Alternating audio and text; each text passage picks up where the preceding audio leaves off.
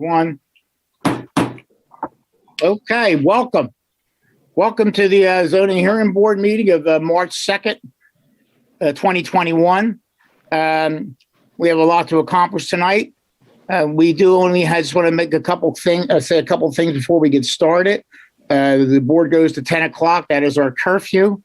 We only have 3 members tonight, which we do fine with that, but I just want everybody to understand that. Anybody that's out there, understand we have only 3 members tonight.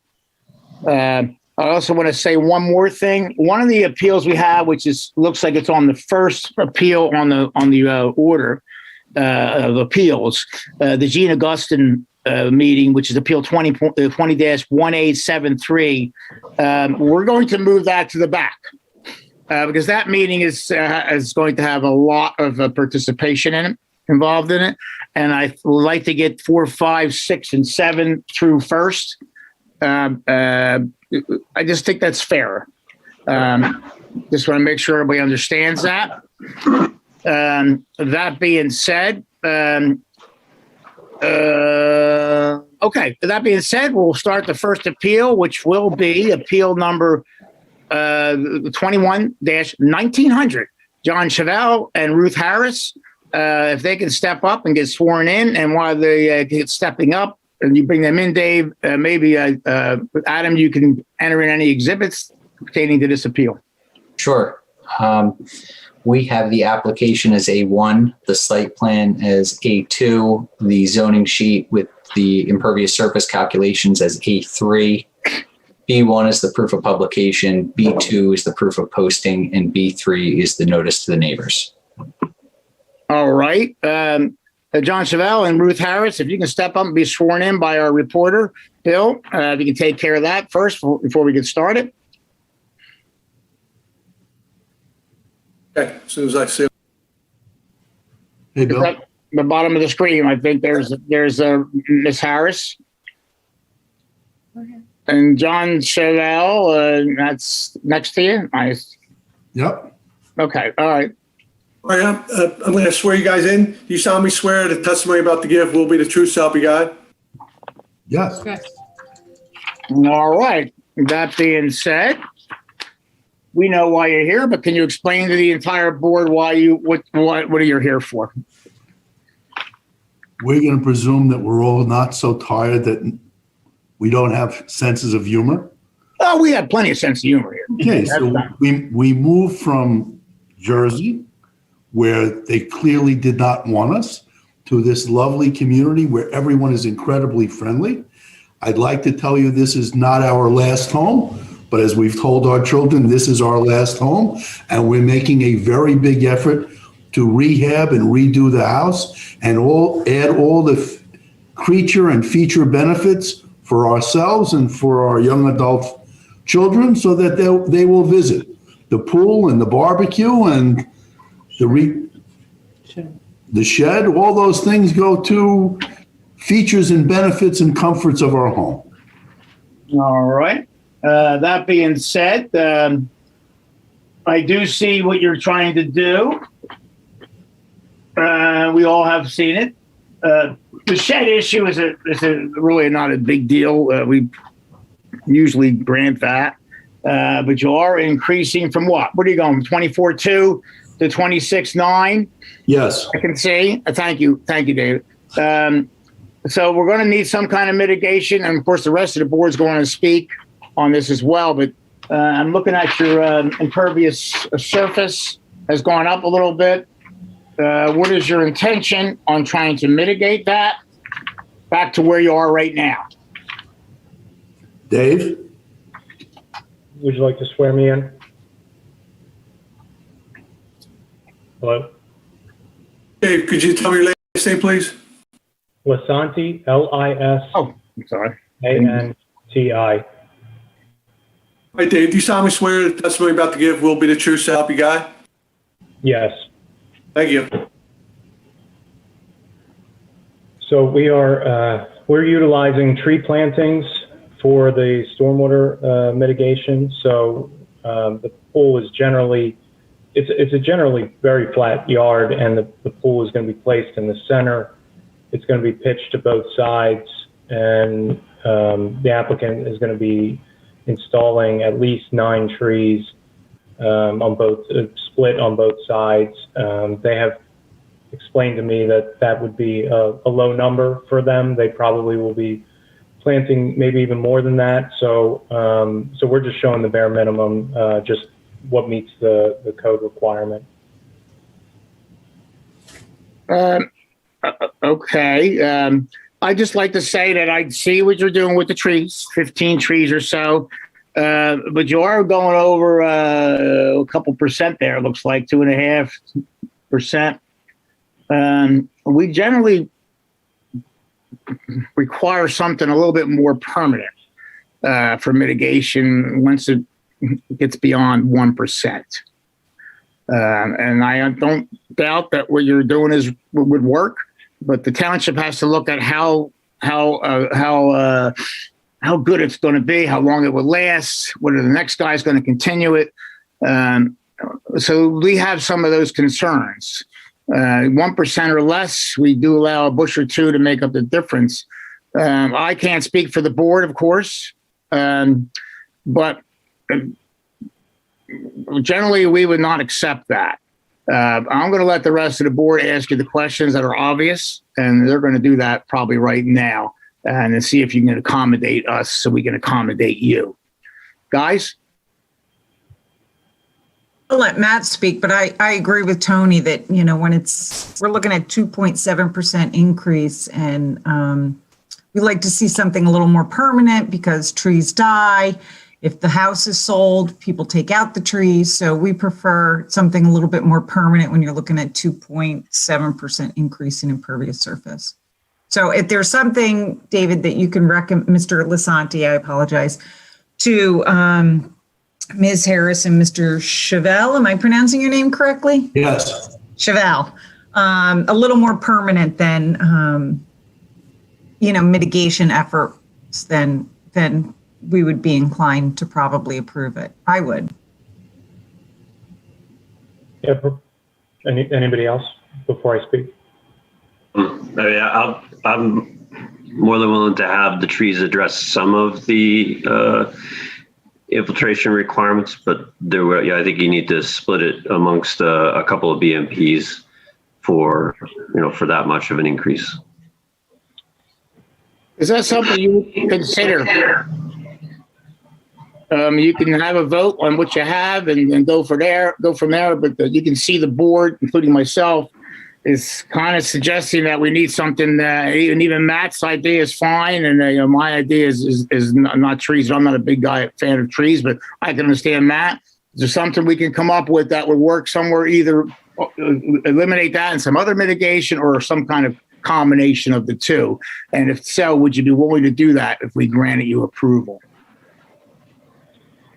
Can I just, John? Yeah. I just want to say that a permanent fix for the stormwater would be something like a underground seepage bed, the stone and pipe. You probably would see an inlet on your property. Other than that, there's not a lot of options other than, wow, somebody was ready for that. Wow. So we had briefly discussed this, board, and Ruth and I think this is fine. We'd love to do this. This is our community now. These are the rules. We want to do it. We're also going to plant an absurd amount of trees. So we'll have both things. But as a permanent basis, Patricia, we think that storm drainage thing is fine. We will happily do it. We don't mind you putting the trees in as well. That's fine. We're going to put the trees in as well. And we're going to invite you all for a barbecue in the summer. Well, that goes without saying. Of course. Yeah. Something that would be verifiable and approved through the township engineer, of course. Yes. Jim, are the calculations that they presented to us correct? Mr. Majewski? Yes. All right. So would you suggest 50% like a BMP and then 50% trees? Is that what the board is thinking? Something like that of the volume? I'll let Matt. Go ahead, Matt. I'd be okay with that. I'm only one member of three, but that would be reasonable to me. Matt is only one member, but that is a good compromise, and I'm comfortable with that. It's not a major increase, but if we can get at least 1% of it with the tree, I think that's a good idea. If that's something you'd be comfortable with. Yeah, Or more. The more, the better. more is good. Matt, do you have a preference for where we put it? What side of the house? I'm going to have you work with the township engineer so that he can see the site and select the best area that works for your property as well as the drainage and the town. Okay. Cool. Okay. Excellent. Township's not participating in this. Was that a question? No, it's a statement. Not participating. Township's not participating in this. So it's up to us. All right. Pam, I think we're on the same page. The applicant seems to be okay. I'm in fairly decent agreement with this. It's not relatively minor, but they seem to be willing to do what needs to be done to keep it at its present impervious surface calculation. Yeah, I'll wait for Matt to make the motion and I'll be happy to second it. Okay. I'll make a motion to approve appeal number 21-190. Sorry, 1900 for a increased impervious surface of 2.7%, subject to mitigation approved by the town engineer. Should we make that a little bit more specific with the combination of trees? Absolutely. So a combination of 50% of trees and 50% of a structure. Maybe we should make it 1% for trees because that's what our precedent. Okay. So 1% trees with the remaining being a BMP approved by the township engineer. Does that work? Yeah. Works for me. I'll second that motion. Okay, upon the second, is there any discussion on that? Probably so. Okay, no? Oh, any public comment? Is there a public comment on this one? Public comment on it? No. Is there a public comment? Dave, is there public comment? No public comment on this issue. Being there's no public comment, and if the applicant is willing to go by those rules or by those specifications that Matt has spelled out in his motion and work with the engineer and be approved by it, I'll ask for a vote. All those in favor, say aye. Aye. Aye. All those opposed? The ayes have it. The motion is passed. Thank you very much. Thank you, everyone. Happy soon to be summer. We will see you when the end of the world is over. We hope to see you all. Don't forget the invitation to the But barbecue. our vote was not dependent upon that. No. How do we contact the town engineer? Jim, you get together with Jim Majewski on that, Okay, and he'll let you know. He'll give you the details. thank you. Thank you, everyone. Okay, good night. Take care. Thank you very much. Good night. Have a good night. Thank Thank you. you, Dave. Yep.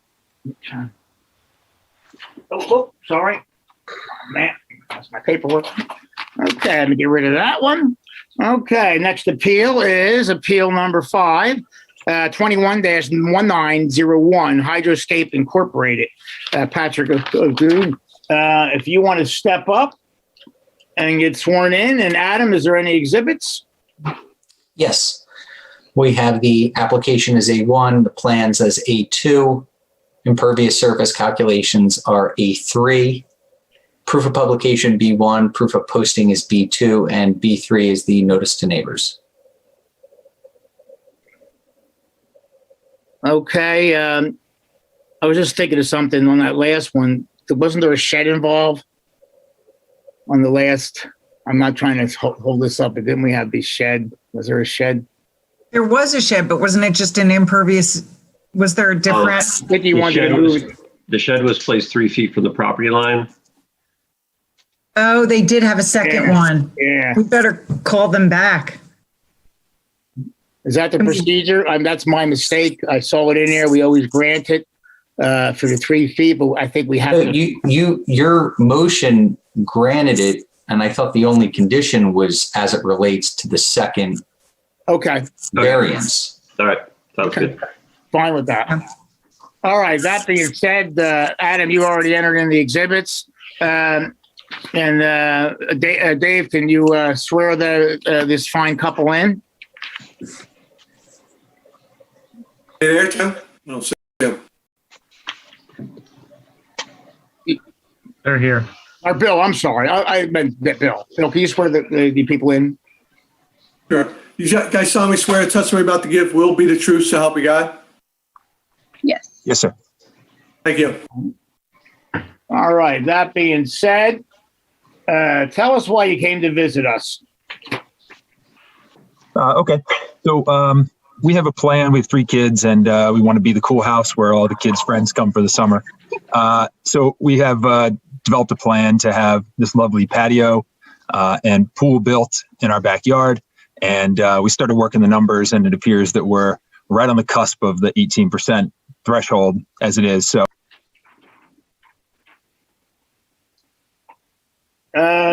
So I lost. Are we You still here? you got muted. You got muted. You're muted. You're muted. Mr. Dunn. Yeah, There Is you that go. better? Yeah, You got Yeah, it? you cut out, just so you know. So the last minute, we didn't hear you. Okay. Should I just start from the beginning? yeah, feel free. All right. That'd So probably be better. at any rate, with this design, this brings us.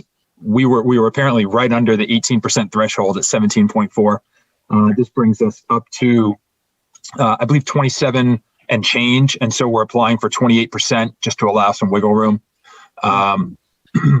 The proposal that I have for mitigation that you guys should have on your paperwork is for a seepage pit.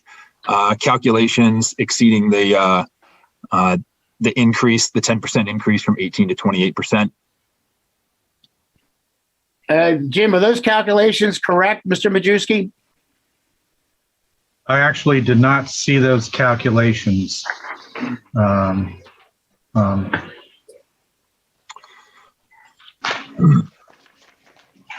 Let me just check mine.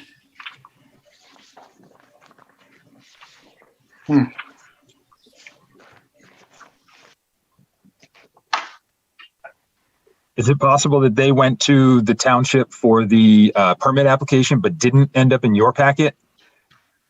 Very possibly. Okay. I think we got some of the calculations. We didn't we did. It's possible he didn't know.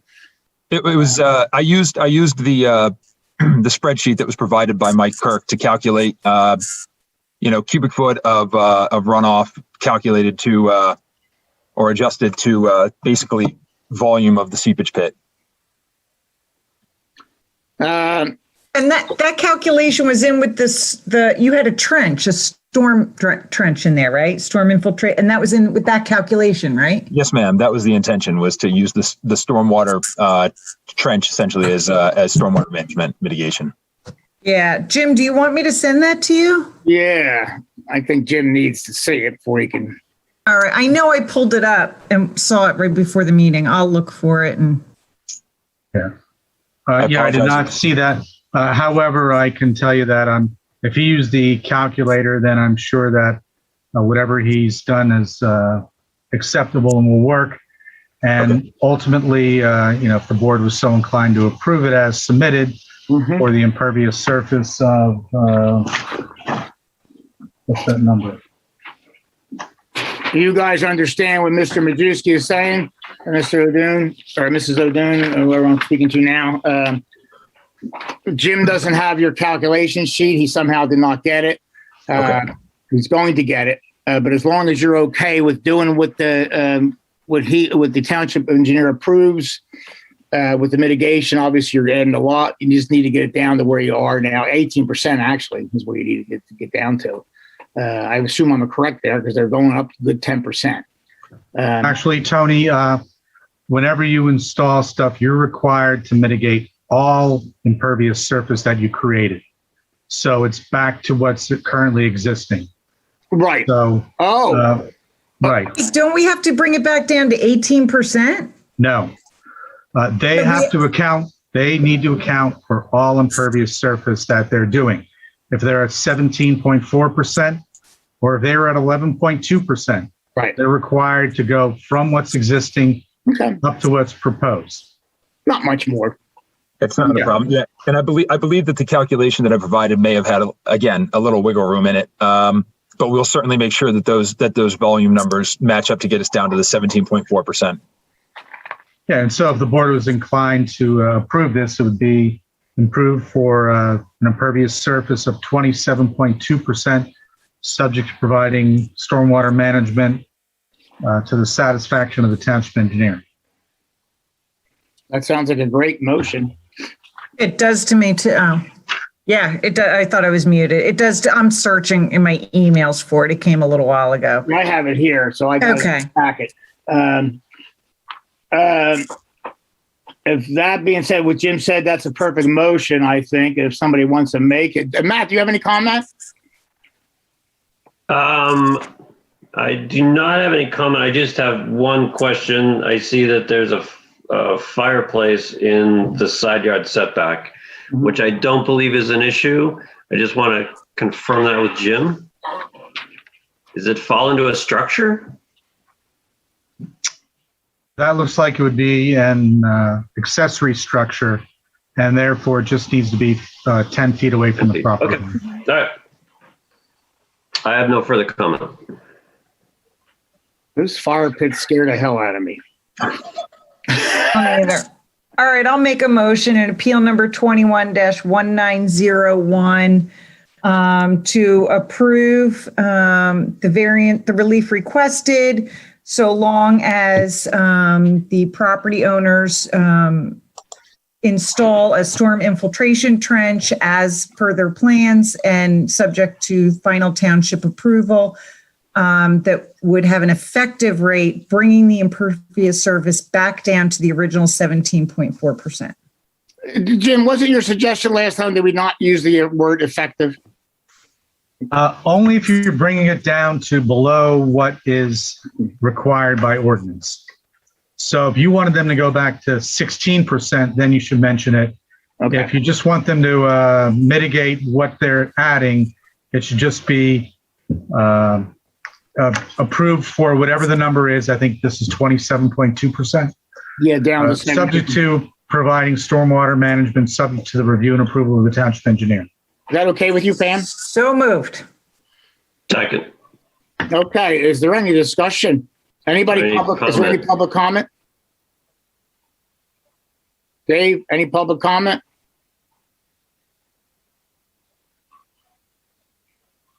Dave? No public comment on this issue.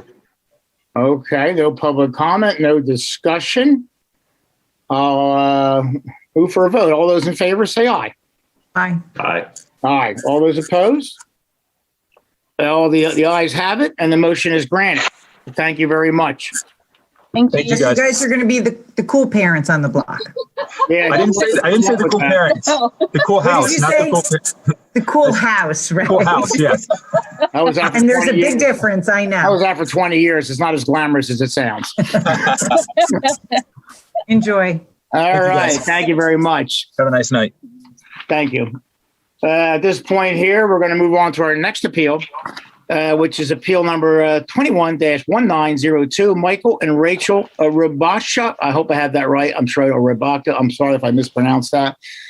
If you could come forward, and while you're doing that, or bring them in, Dave, and while you're doing that, can Adam enter in any exhibits that need to be entered into this? Sure. Let me just pull those up. We have application is A1, site plans A2, pervious surface calculations as A3, proof of posting B1, proof of publication is B1, proof of posting is B2, and B3 is the notice to the neighbors.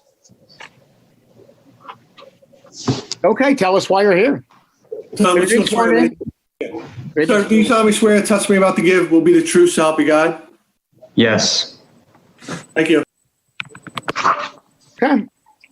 Okay, so we're here to replace an existing back deck with an overhang that will be removed, and we'll be putting in a bluestone patio. As a result, the amount of impervious will increase by 0.9% or 160 square feet. We've contracted out Gaspar to do the work, and they'll be putting in a storm management system that, according to the calculations, would be able to manage up to 216.6 square feet. So it would be able to mitigate 56 square feet above the increase of impervious that we'd be creating with the patio. Mr. Majewski, are his calculations correct? Yes. Okay, it's relatively minor, 0.9%. I'm going to ask my colleagues if they have any thing to ask. I have none. It's de minimis that they're taking care of mitigation. No, brain tank's perfectly fine. I don't have any comments. That being said, Dave, is there any public comment? No public comment on this issue. No public comment. Well, I guess with that being said, I'll entertain a motion. I'll do it. It's easy. I'll move to approve appeal number 21-1902 as submitted. Subject to township's final approval. All right. Do I have a second? Second. Is there any discussion? Any public comment? No, there's no public comment. How many discussion? There's no discussion, no public comment. That being done, I'll ask for a vote. All those in favor, say aye. Aye. Aye. All those opposed? No one's opposed. The ayes have it. The appeal is granted. I think that was the fastest appeal we've ever gone through and approved. That's pretty good. That's because you're here. Without you, we were nothing. You just jinxed it. It can only go down from here. Thanks. Well, good luck to you the rest of the evening. Thank you. Thank you so much. The invitations. Okay. Thank you. Okay, now we're on the next appeal. That was pretty quick, though. You're right. Next appeal is 21-1903, Timothy and Michelle Chamberlain. If you can step forward or bring them in, Dave. And while Dave's doing that, if Adam could enter in any exhibits. Sure. We have A1 is the application, A2 is the site plan, A3 is an impervious surface breakdown and also has the stormwater management. B1 proof of publication, B2 proof of posting, and B3 notice to the neighbors. Okay.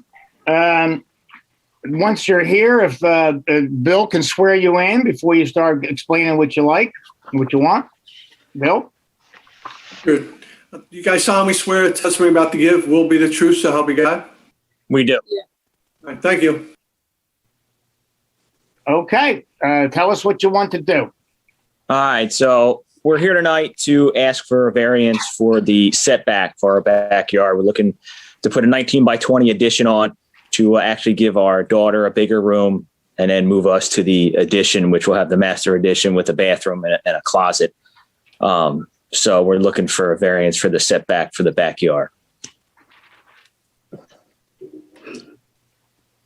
And that's the only thing you're asking for. There's not an impervious issue here. The right setback, the side setback is fine, it looks like. Well, I'm not so sure about that because it's an extension of an existing nonconformance. So I believe you do need permission to extend that. Okay, Matt's got a good point on that. Jim, will you want to comment on that? He might be right on that. The township's past policy is that as long as you're not increasing the extent of the nonconformity, in this case, the distance from the side to the property line, then it is considered an existing nonconformity and you're allowed to do that. Okay. So, go ahead, Matt. I'm sorry. Go ahead. Even though you're exacerbating an existing nonconformance. Correct. Okay. I didn't know that. All right, so now we're just looking at a rear setback of, I guess it's what, 7 feet? Is that what we're looking at?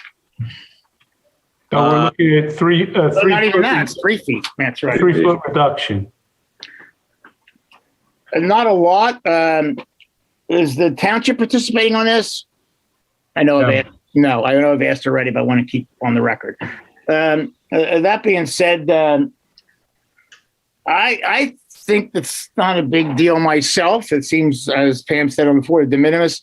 Does anybody have any comments on this? My other board members? Matt? Pam?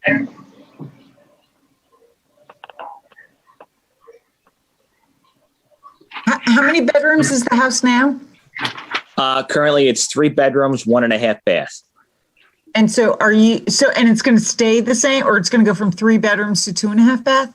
So it'll stay 3 bedrooms because currently my daughter's room is 9 by 9. So we will make that into a bathroom. That'll be a full bath, and we're adding a bath into the master addition. So it'll still be 3 bedrooms. It'll actually be 2.5 baths.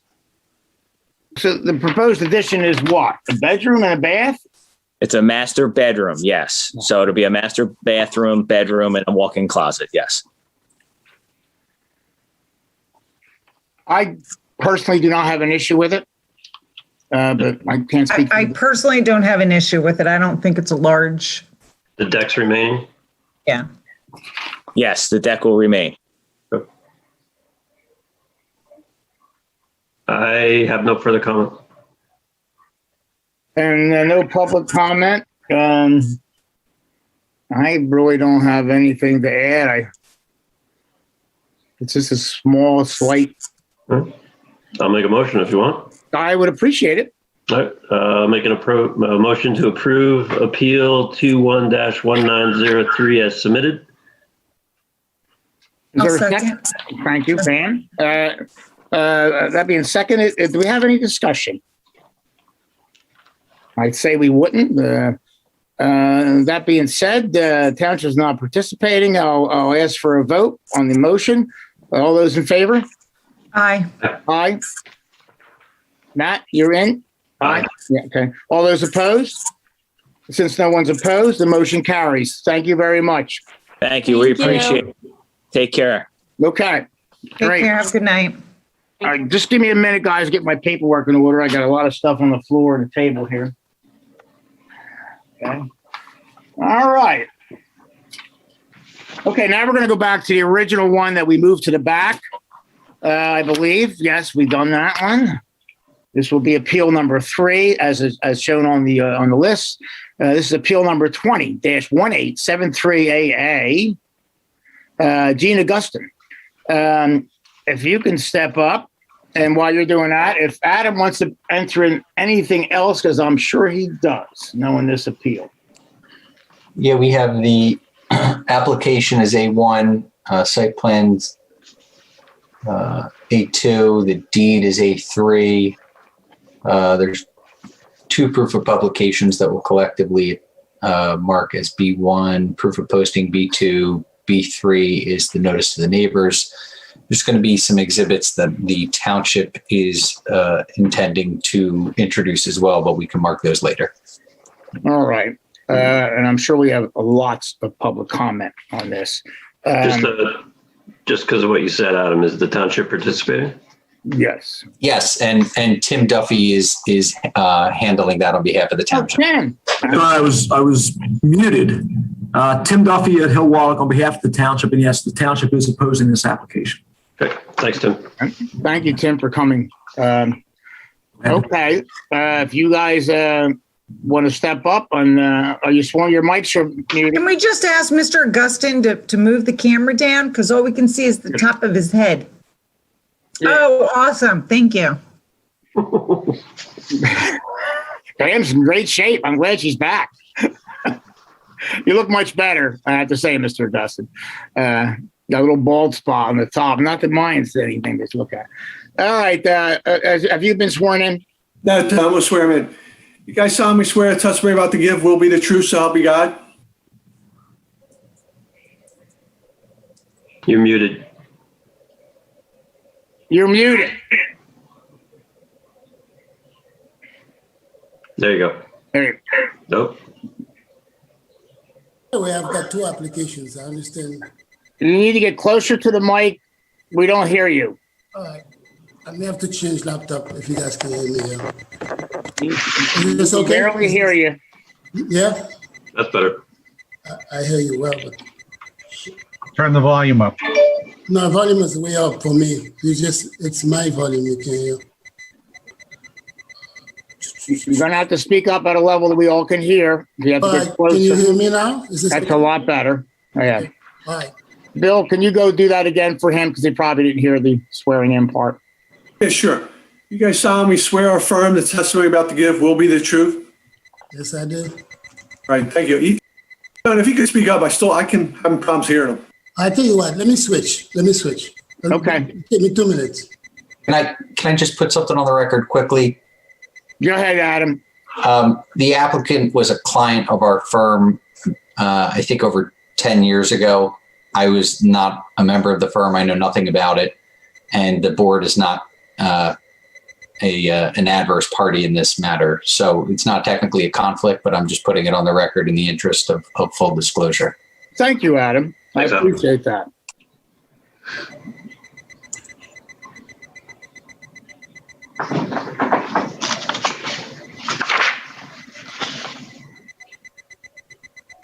While he's switching his computer, does anybody have any questions to Adam about his opinion on being conflict of interest? Pam? None. Thank you. No. I don't either, but no. Do me a favor. Can one of you guys, We have no objection. can you give me All right, thank you, the Tim. idea again? Hello? You gotta get closer and stop wiggling.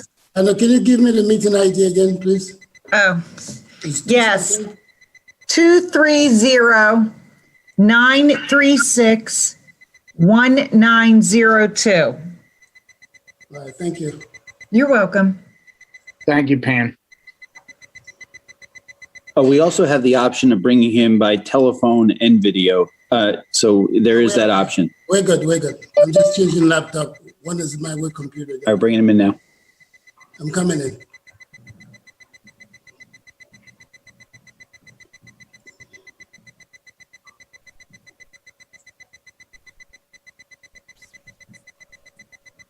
So I'm leaving this one out. Yeah, why don't you go ahead and keep the other one so we don't have that feedback. Yeah. Oh. It's gone. Is he coming back on phone? Yeah, I think he said he's switching laptops, so he's turned one off and he's got to come He's back coming in right now. Okay, thank you.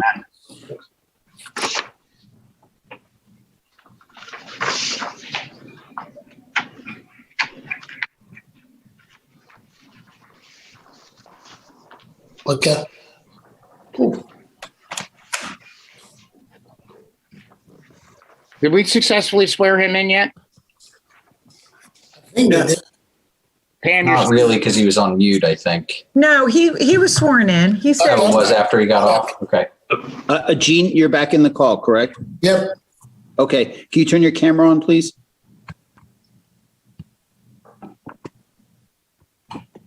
There we go. We lost you again. I'm here. We don't see you. You don't see me? No. Yeah, I know. You turn Now we the do. camera down a little bit. Above my head? That's better. Now we see you handsome as ever. Now, now that you're sworn in, Adam, you've entered the exhibits for this? But before that, I have two. I think you guys I have two cases here, right? I've got an application for bed and breakfast, and then I've got a zoning, what do you call that? Something to do with the patio. Two forms of request for relief, a variance, Okay, there you go. as well as a special exception. Right. Okay. All right. Tell us. I'm on. I remember this case from before. If I'm not incorrect, please let me know. But tell us what you want to do again. Yeah, sure. So I have so the very first one is that there is an existing patio in the back of the house there, in the corner of the backyard, which I don't know if you guys have that paper. we have the information you gave us. Yeah. The Google picture. We have Yeah. that. We have your the calculations. plan. We have that. Okay. So basically, there's a patio back there. And what I've done is I added, what do you call it? I made it a bit longer. Oh, sorry, a bit wider. Yeah.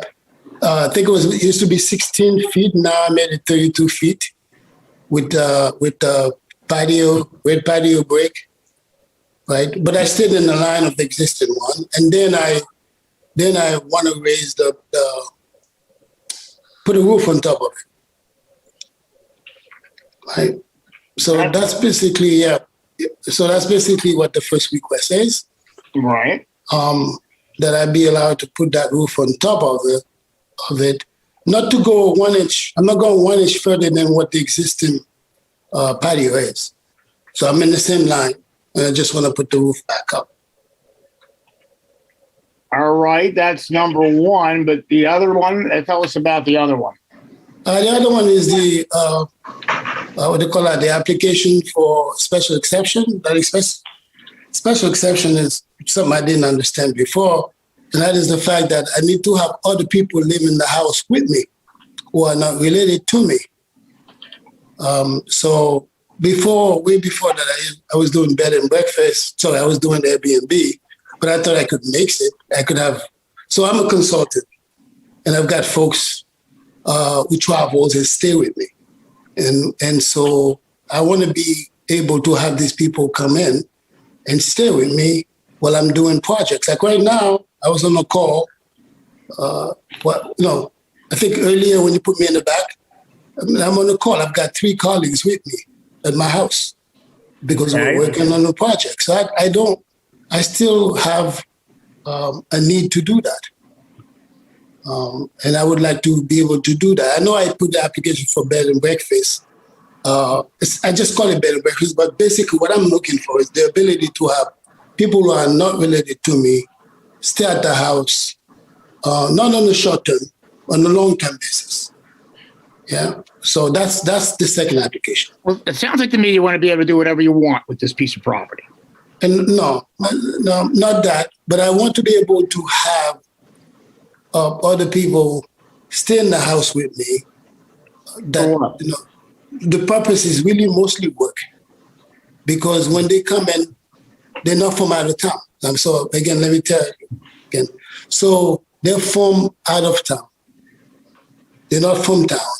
And so most of the time they will come, and I do that too. I travel a lot, and I will stay in a hotel, right?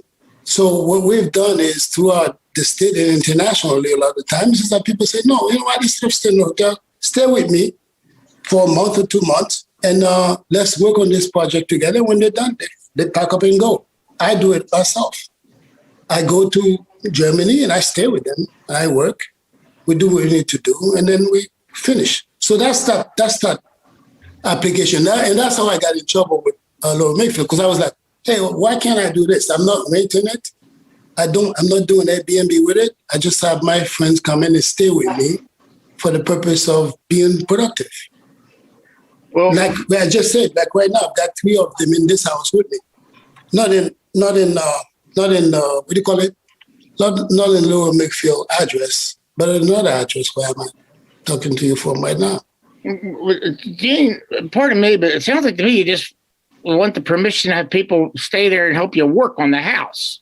I mean, not on the house. You mean, who do you mean work on the house? I mean, that's what it sounds like, what you're telling us. So I'm a consultant. I'm a management consultant. You mean I want professional to come in and work with me on a project, not work in the house. Is that what I'm not sure. I'm sure. I don't want anybody to touch the house. These are not carpenters. These are not freaking, right? These are professionals. Go ahead, Matt. Does that make sense? Yeah, so it's very similar to like a WeWork situation, except you get to let them stay there with you. So it's room, board, as well as a workspace. It's yeah, for the time when they come into work. Okay. You can call it that if you want to, right? Yeah, so I wasn't thinking, again, I don't know if there's a name for it. Basically, I want to have my colleagues with me because that way we get a lot more done. And then I can deliver my projects to my clients, which I am a director, right? And we get more done. Sometimes a lot of these guys also come in from India, right? So they could bring they could come in and work with me. And anyways, it's an issue of convenience. It's an issue. Can I ask our solicitor, isn't the bed and breakfast special exception, isn't there certain, I don't have it right in front of me, Adam. What is the special exception? I mean, I think it's strict, my memory is it's strict rules. Like they come in, breakfast has to be served, and it's for a limited time. It's not a long-term basis, right? Well, so I can answer that, right? Yeah. No. Hold on, one at a time, guys. One at a time. Hold on, Mr. I didn't see that. Mr. Augustus, hold on. I just asked our solicitor, Sure. like a legal question, that's all. Gotcha. You want the definition for bed and breakfast? I don't know that the zoning, I don't know that the code has one for bed and breakfast. It has one for border. Is there, so the R2 has the special exception that is requesting. Is there criteria associated with that in the zoning code? I think there are, right? Mr. Duffy, there are, right? We're going to let the township participate in a second. I'm going to ask. Maybe I can make streamline. I was just going to let you know what section. Oh, there it is. There it is. Yeah, I was going to say I can hold my question till after the township takes their turn. I have no problem with having the township, or I know they want to participate on this. If you want to make some kind of comment, Mr. Duffy. No, I was simply going to point out what zoning ordinance section it was, but it looks like Jim found that. So I'll wait my turn. Well, now's your turn. Oh, there it is. For cross-examination, or did you want to go over? You want to, yes. Okay. You want to participate? Sure. Mr. Augustin, why don't we start off with your, the request. Why don't we start off with the special exception, since that's what we're talking about. You said you're a consultant and you have clients come in? Not clients, no. Co-workers, colleagues. And what's the business of what kind of business? Computers. Okay, what's the name of your company? PwC, PricewaterhouseCoopers. PWAC? PwC. You don't know, Jim? You don't know PwC, PricewaterhouseCoopers. Oh. Excuse me. I was wondering myself what that was. Okay.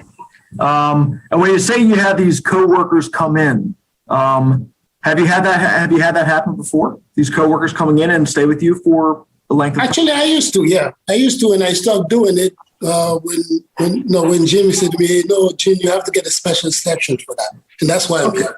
So then that was back in July of 2019, right? I don't remember. It's quite a while back. Okay, so are you saying that you had coming in back? Yeah. Why? Can you please wait until I finish asking my question before you answer, so we don't talk on top of each other? Are you testifying that back in July of 2019 and before that, the people you had staying long-term in your house were coworkers who were involved in your computer business? So I don't know the date, but when I was doing the Airbnb, I don't know that date, I used to also have these guys come in. What guys? My colleagues. Back in 2019, when you were running your Airbnb business. Correct. Yeah. That's how I got started. Okay. The boarders that you had living there were computer coworkers? Yeah. Yes, a couple of them were. Well, I did have boarders as well, but most of the people who came were my coworkers. Really? Yes. Okay. Did that include Sean? No. So Sean, in your basement? Are we one at a time? Guys. I just gave you. Hold on. Everybody stop. Listen, Bill can only write down so many things so fast. One person at a time. Let the guy finish his question, then answer and pause for a second. Yeah, but let me just say this. What I'm trying not to do is wait till he get it, right? There was a time when I was running the Airbnb, I did have boarders and I had colleagues come into my house, right? And I used to be very open. I didn't do this in the back. I would say to Jim, hey, why can't I have my guys come in and work with me? So I didn't know that you're not supposed to do that. And Jim told me, hey, Jim, if you want to do that, you need to get a special exception for that. So that's why I'm here. So it took a long time for us to get to this meeting, but that's why I'm here. I do not, Tim, do me a favor. I'm not interested in literally getting anything before that. Otherwise, we're wasting our time, right? You also testified that you travel a lot. Is that correct? Of course I do. For how long? What's the answer again? You've got to let Tim ask his question. You have to wait and let him ask his question. In a given years, let's say this coming year, we're actually 2020. For how long would you be gone at a stretch? Okay, so I haven't traveled because of COVID, right? Okay, so you plan to in 2021? Yeah. Okay, and for how long do you expect to be away while you're traveling in 2021? Right. Probably most of the time, about 2 to 3 times a month. So I would say I'd be out of the house probably 4 days a month. 4 days? A month, yeah. Okay. And is the Ridge Avenue property, is that your residence? It's one of them. What do you mean one of them? Well, you know I have many houses. Right? Which residence is your primary address? Actually, my address is across the street. The other property is where I use, yeah. Okay, so there's a property directly across the street from Ridge Avenue, right, located in Morrisville Borough, that you also own. And are you saying that that's your primary residence? Right. Okay, and you're registered to vote in Morrisville, correct? So what? You're registered to vote in Morrisville Borough too, correct? Yeah. But I haven't changed my address to across the street. What again? Okay. So sticking with this Airbnb use. Are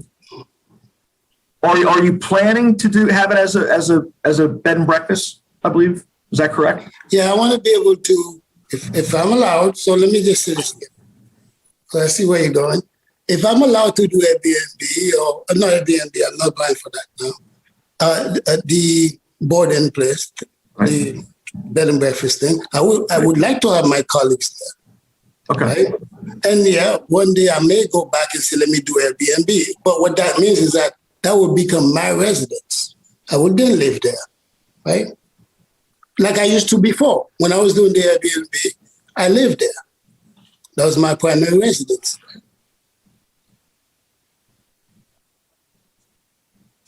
So are you tonight still looking for a special exception to run a bed and breakfast? Yeah. Yes, that's why I'm here. That's the only reason why I'm here.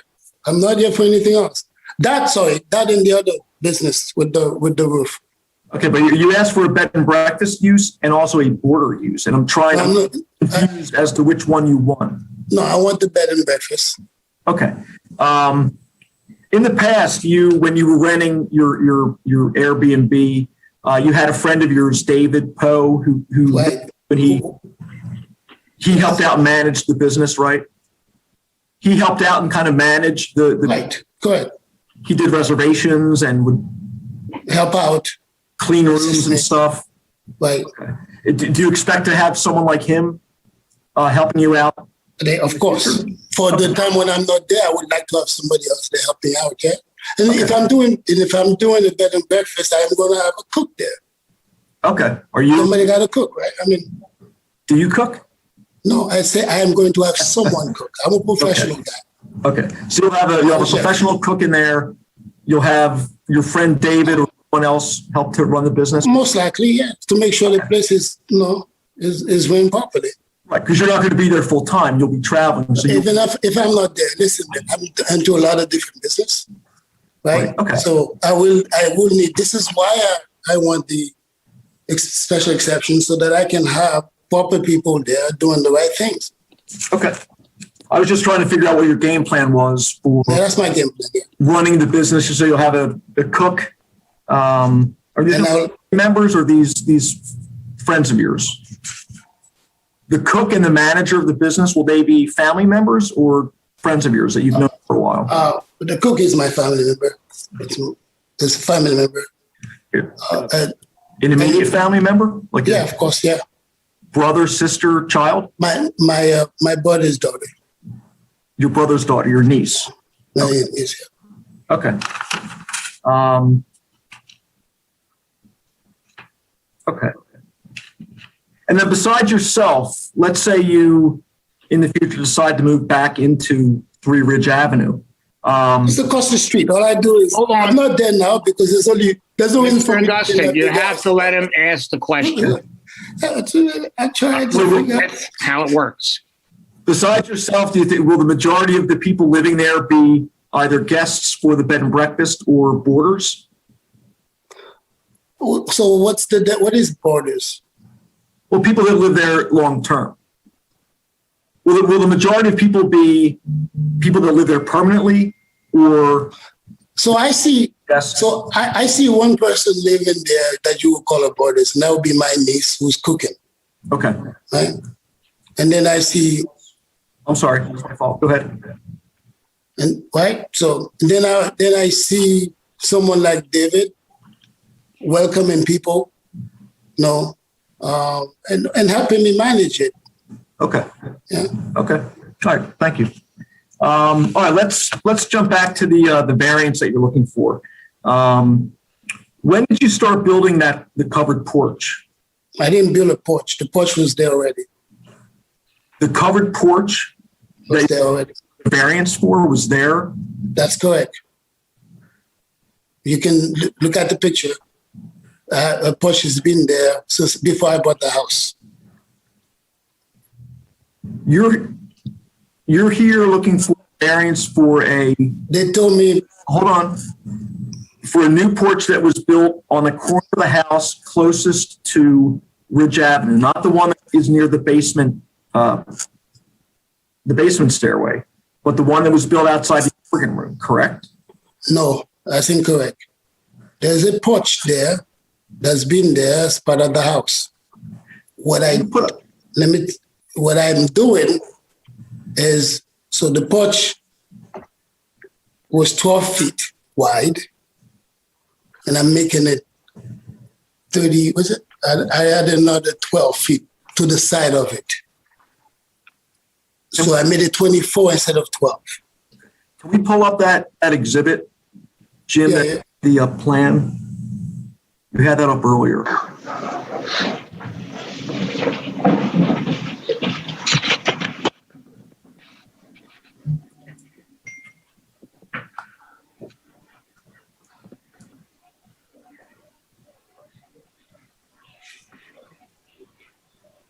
Okay. Do you have the picture? I seen the pictures, right? Yeah, it was just that plan that was just up.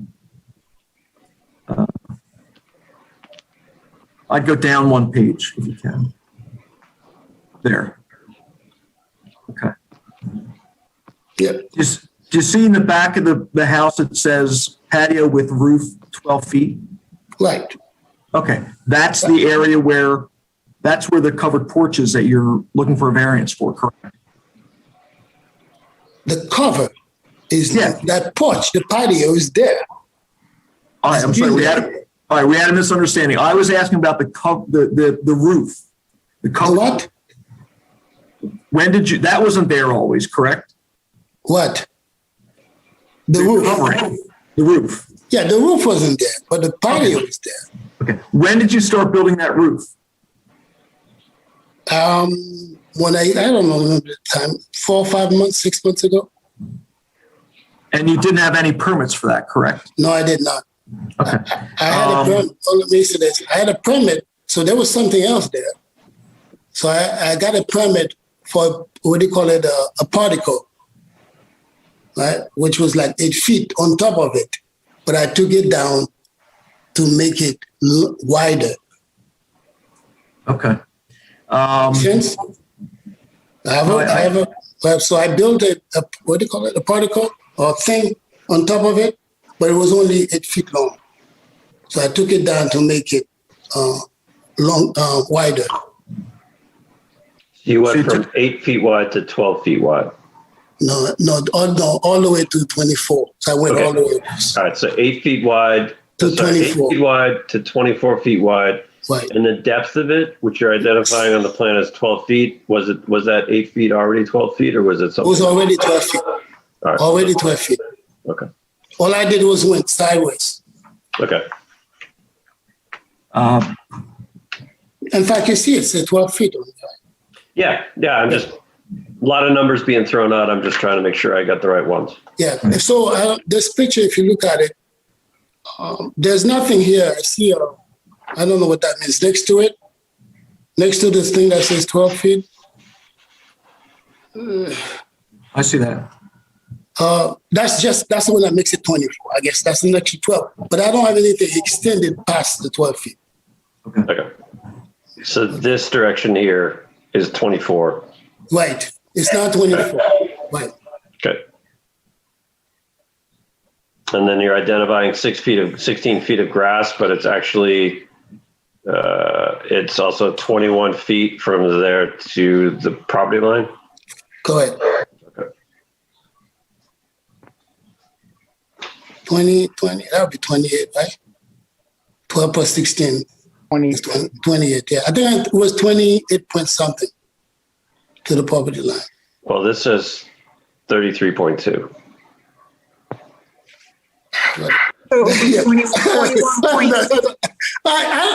I don't know. That's not what I do. Everything says I've got plenty of space to the property line. I get it. I think it's 33.2 minus 12, which is going to give you the 21.2.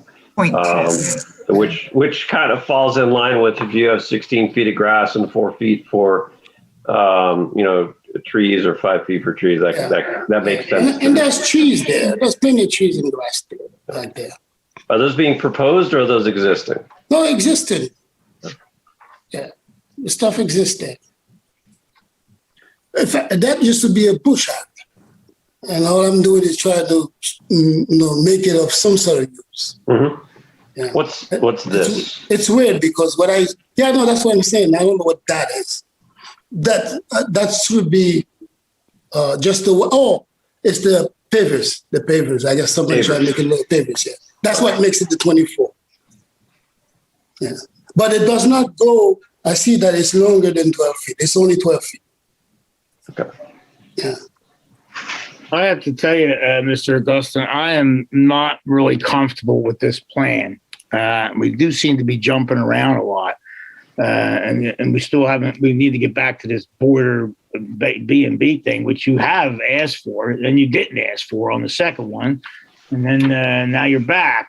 I said, and I just can't imagine, and I'm sure there's going to be a lot of people commenting on this, but you seem to be a little all over the place on this. And I'm not comfortable.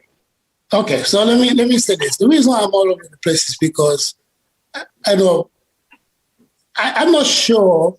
I wasn't sure what is it that I'm allowed to do, or even when, and I bring the name up.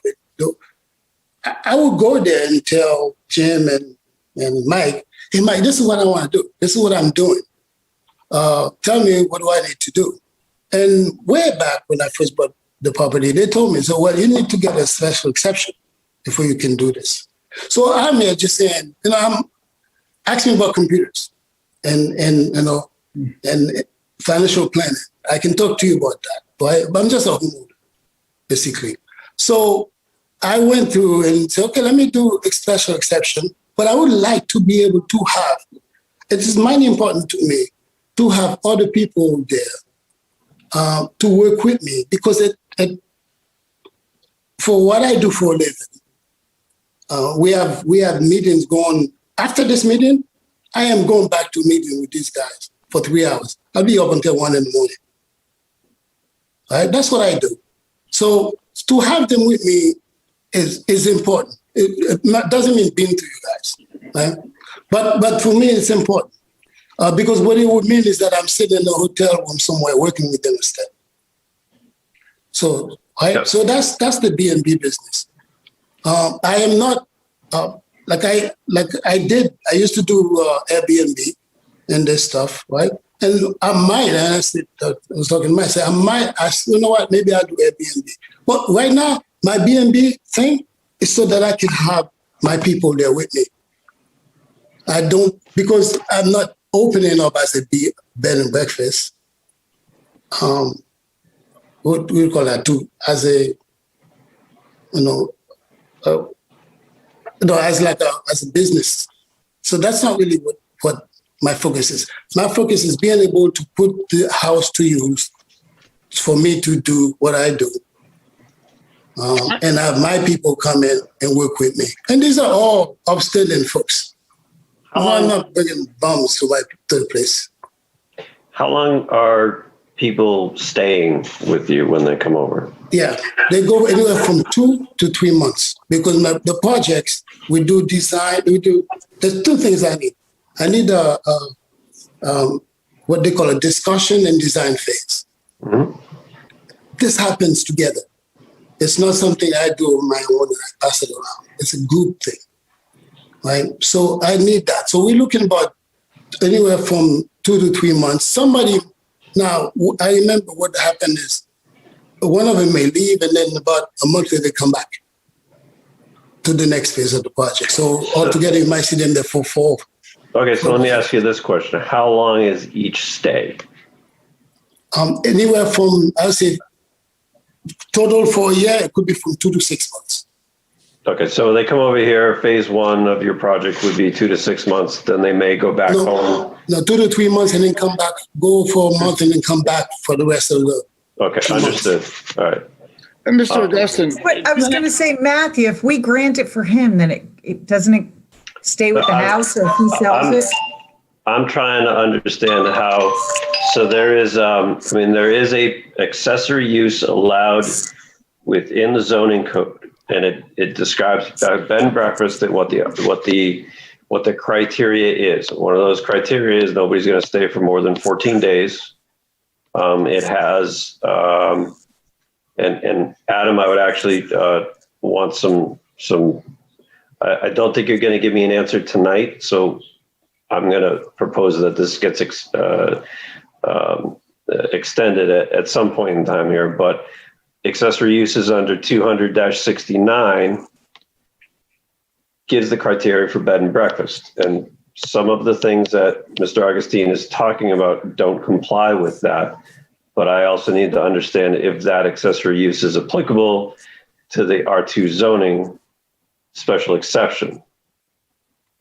I believe it is, but the beginning of that under 269A2 talks about the use and occupancy of an existing single-family detached dwelling shall be permitted by special exception only for accommodating transient guests for rent, subject to the following additional conditions and restrictions, all of which must be met. And then it lists A through P, and so A through P would need to be met according to the zoning ordinance. So even though his is in 200-20. Because of the zoning district that it's in, it still goes by 200-69, which governs this. All right. And then 69A3 would be for boarding, because technically the application asks for one or in the alternative, the other. I have one question to ask Mr. Augustin before, I'm assuming you're going to public comment next, unless Mr. Duffy's not done.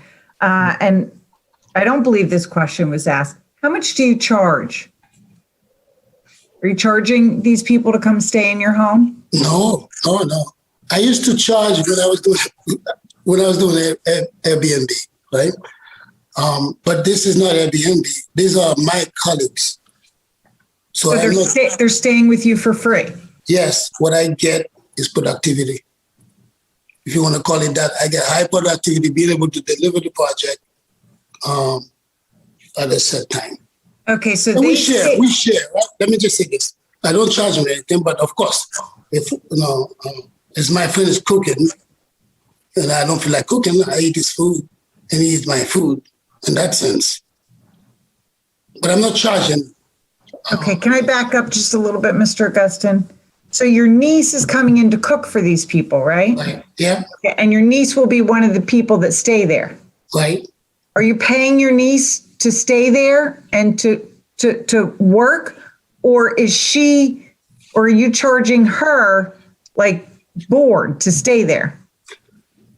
I don't know. I didn't think about that yet. What I do know is that my niece would like to help me out as I help her. She's okay. She's now in Florida. She will come up and stay with me and help us out. Is she over 18? Oh yeah.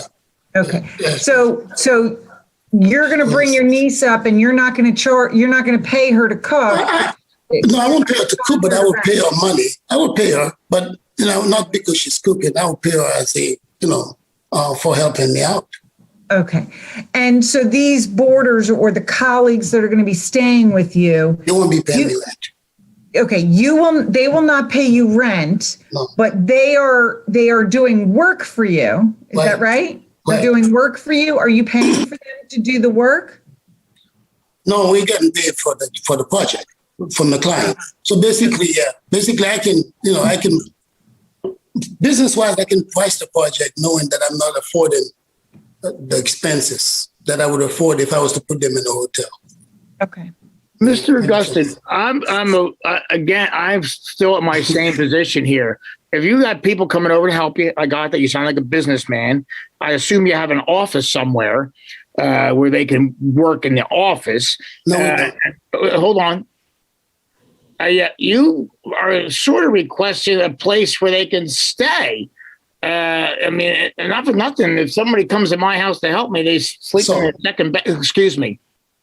They stay in the spare bedroom. What you want is over and above what you need. And I can't imagine what the public comment's going to be on here. I just don't see it myself. And I'm going to go on record to say that. I got you. You sound like I know what you're doing, and you want a lot. And I got to tell you, my position is what you want is too much. That's my own position. I can't speak for the other members. I respect that. Here's my thing. Now tell me about this issue. So I've got, right now, as I said, I have 3 people with me working on this project, right, for a bank, right? I would like to have them at 3 wage staying with me doing that work. So as the owner of this property, you tell me what's wrong with that. Tell me what I need to do to make that happen. Well, this is what I'm asking for. Okay. My issue with this is you're asking for either bed and breakfast or boarding. And the criteria associated with those 2 uses, you aren't meeting. Right. Okay. So we have to fall back on a code, and the code is the zoning code for us. So the boarding says not more than 2 boarders as an accessory. It has other criteria that are in there, which I don't know if your property meets or not. So that would be something that I would need to know before proceeding. There is another criteria for bed and breakfast, and that basically says you can have more people, but they can't stay for more than 14 days. Okay. So everything that you've said so far doesn't comply with either of those criteria. So Matt, doesn't he have to live there as well? There's other criteria in here. I'm just picking up criteria. Yes. I mean, I'm just picking up the 2 big ones that I'm hearing from Gene. So that said, forget about it. I'm not going to waste your guys' time. We'll move forward. So the house stays empty as it is still.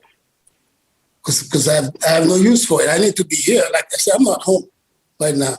I'm in another house talking to you over this because I need to do work so I can pay my mortgage over there. And so I hear you. So okay. We pass on that. If you come in with something that's like, we need to understand how you comply with the zoning code. If you want to come in with something like that, then we have something that we can stand on and we can look at and evaluate it. Okay. Okay. Yeah. It's just that, talking about complying with the code. Okay. I leave that. We can move forward Okay. I need to put the roof on the top of my porch. Let's talk about that. I want to know what's wrong with that. Okay. Is he withdrawing his application for special exception? We're done with the special exception. You're withdrawing your application for special exception? Are you withdrawing your application for a special exception for the boarding use and the bed and breakfast use?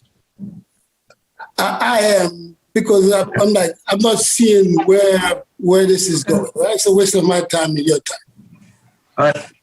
Well, you're not wasting our time, and we apologize if you feel that way. But we have to have a good understanding, and we just don't. I can sense the members. I've known these people for a while. I don't see your need for it.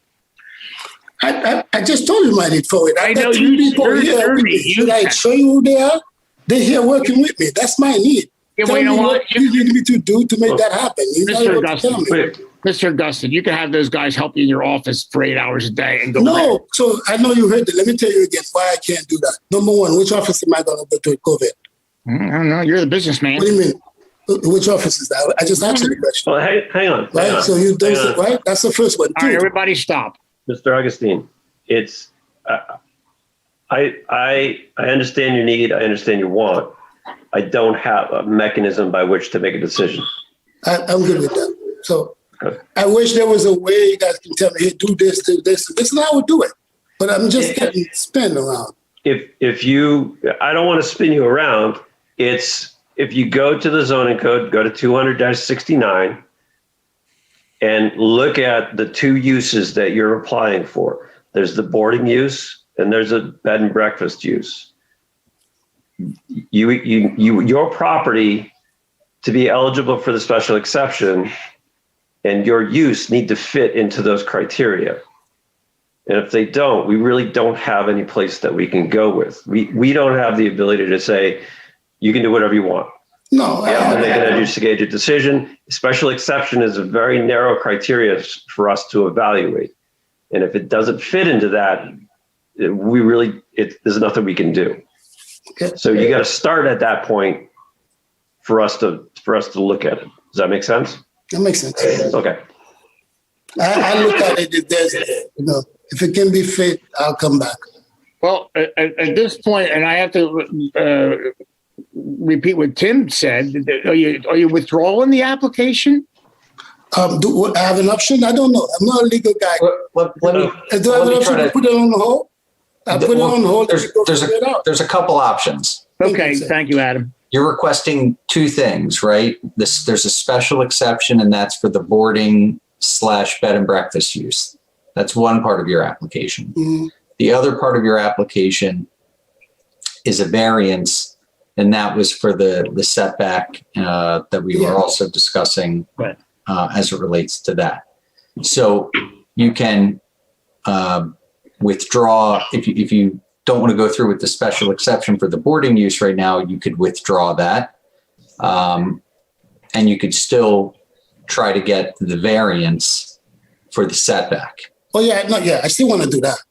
Okay. I did say that. I want to go through that. That's why I said, okay, forget. Okay, so, and that's what I thought you wanted to do. Right. So yeah, but on the special exception though, however, is there a way I can put it on hold, go back and see how I fit into this? If you withdraw it, you're free to file again in the future. Okay. Whereas if you continue and it's denied, you can't just refile it, the next day when you want to. So if you withdraw it, you're preserving your rights to bring it at a later date and time. Okay, I'll do that.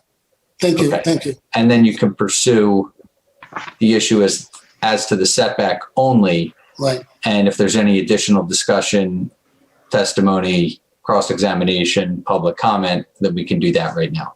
Okay. So that's what I would like to do. Withdraw the special exception and continue on with the setback. Well, how much of the setback? What are we talking about the setback? I don't know what the setback is either. I just want to put a roof on top of my patio that's there. That's all I know. I mean, to me, it seems like you should withdraw everything and reassess what you want to do. No. I think it's already built. You put the word down. You put the word in my mouth. I know it's already built. I want to continue with the roof. Okay. Okay. Can I ask a question then, just so Absolutely. I'm clear? the patio is built. He wants to build the roof. Is that correct? Yeah, I want to cover it. Okay. Is the variance for the Hold on. roof? I thought the roof was built already. Yeah, the roof is there already. So Yes, you don't want to build but I did not get a permit for it. So Okay, my mistake. So the patio was there when you bought the house? Or no? correct. Yes, The patio was there when you bought the house. Right. You built the roof. right. The variance is for the roof, not for the patio, correct? I guess so. Yes. It's a covered structure in the setback, Right. That's what I thought. Okay. and he has a double frontage lot. You got a really weird lot. He does. But I got a lot of space, which, Okay. and I'm not sure, even, I'm sorry, go ahead. yeah, I said, even that area, that's not even 1/3 of my backyard. So I'm not sure why I'm here.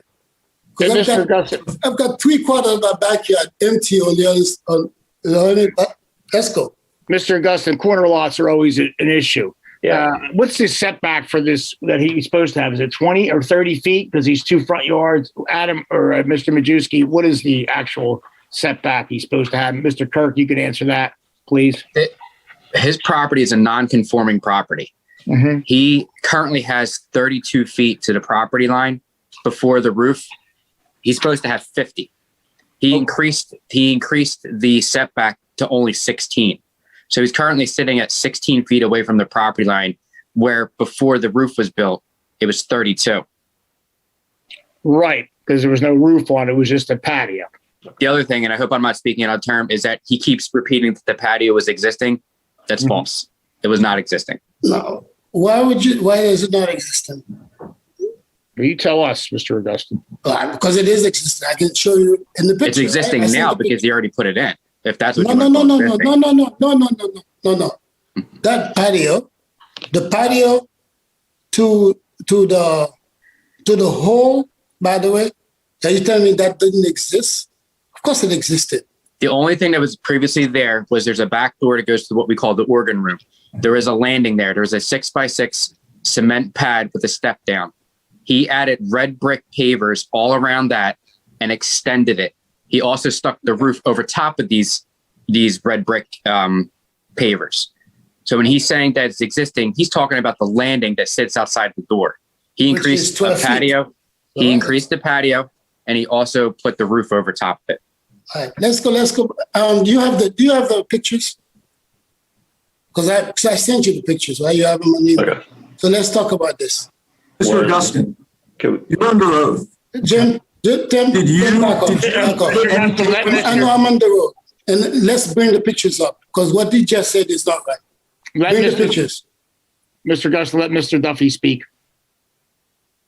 Can you testify under oath that in the past year you didn't add any pavers? Of course I had the papers.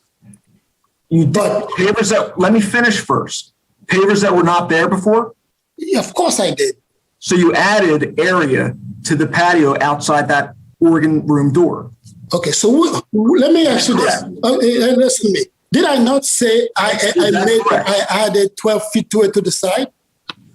Did I not say that? I said to you that I added, it used to be 12, now it's 24 on the side of it. That's what I said. So what's your question?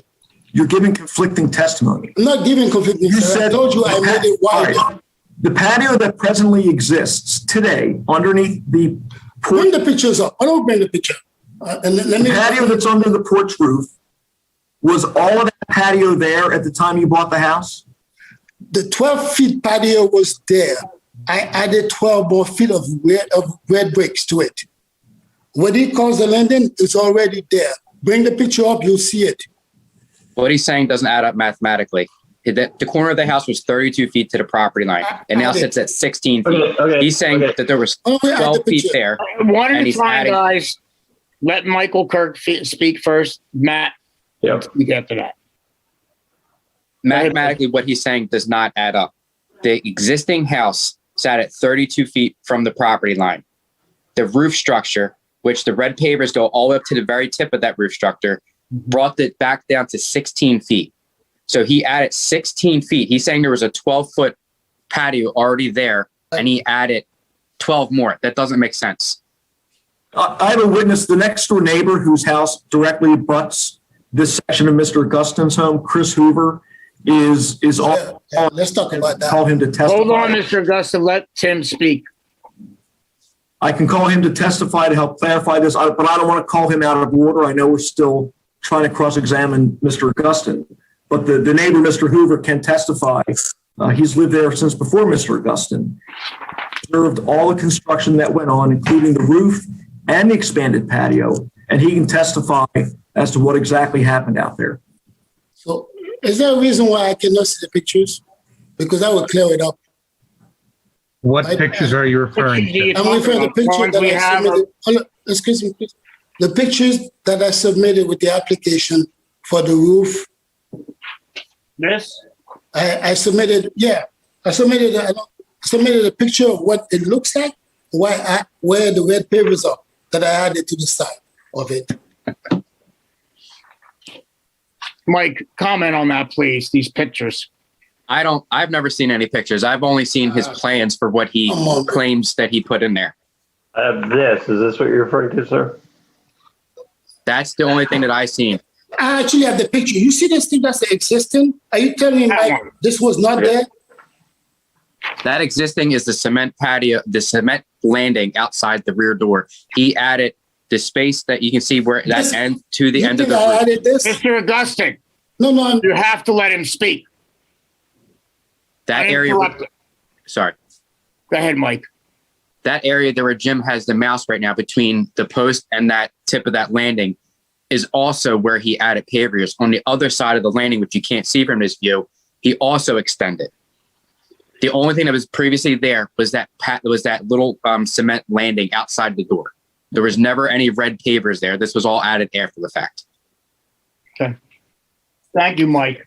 Okay. You're welcome. Can I say something to this? Please. Yes. That area that you're doing there, the 16 feet wide up to the spole, existing. Get me somebody to say that didn't exist. Mike, can I ask? And I sent you the picture. That's why you think it's concrete. It's not pavers. I don't know what you mean by it's pavers. It's the concrete. It's the same concrete pad. There was two levels there. One, let me finish, please. Go ahead.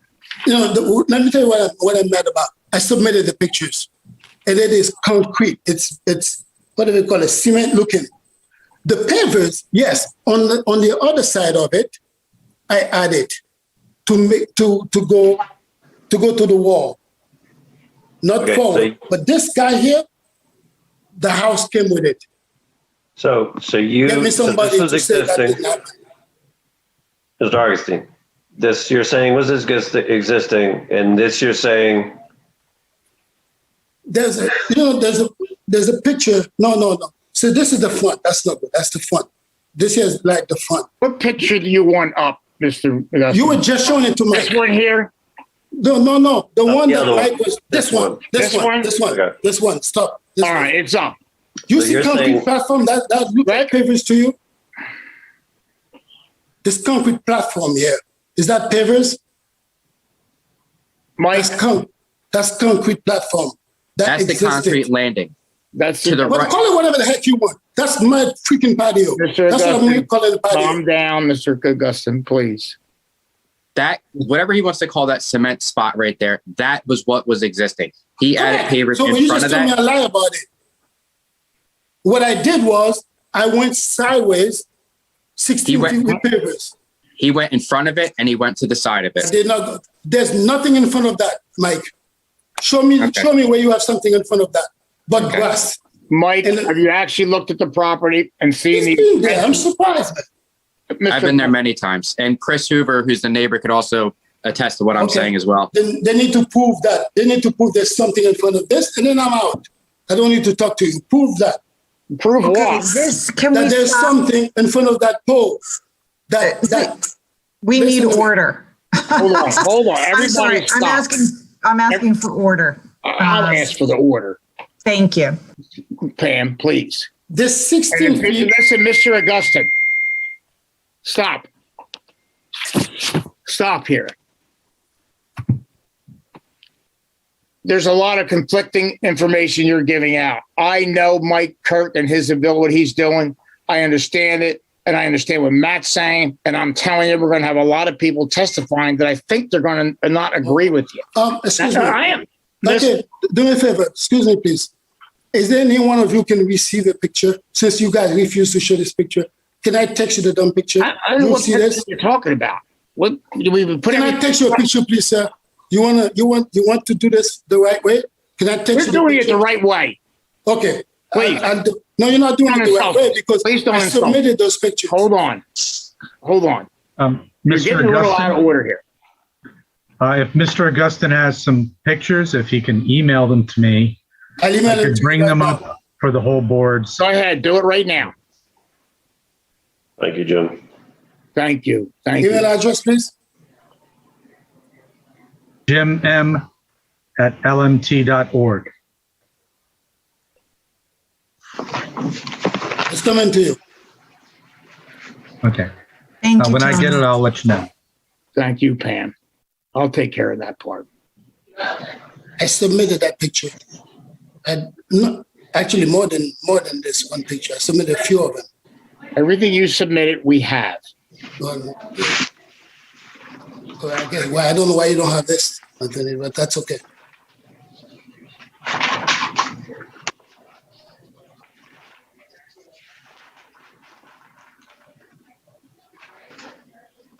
Oh, in fact, you have the particle that used to be on top of it.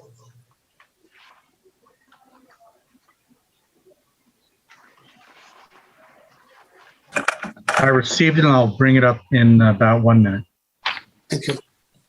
Thank you.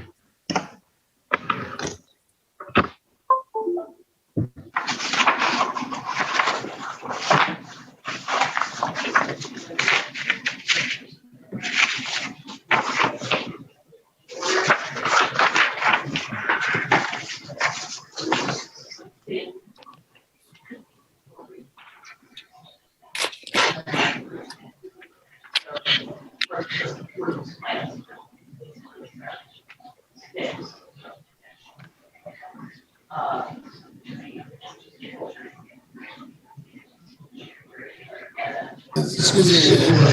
I'll be right back.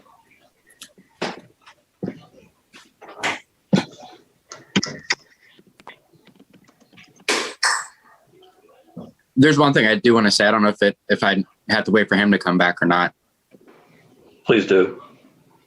The variance is for the roof structure itself. The patio in question, whether it was there or not there, is at this point doesn't really matter. The problem is the roof that he decided to add on that encroached further into the rear yard setback. So he's trying to say this, that, whatever.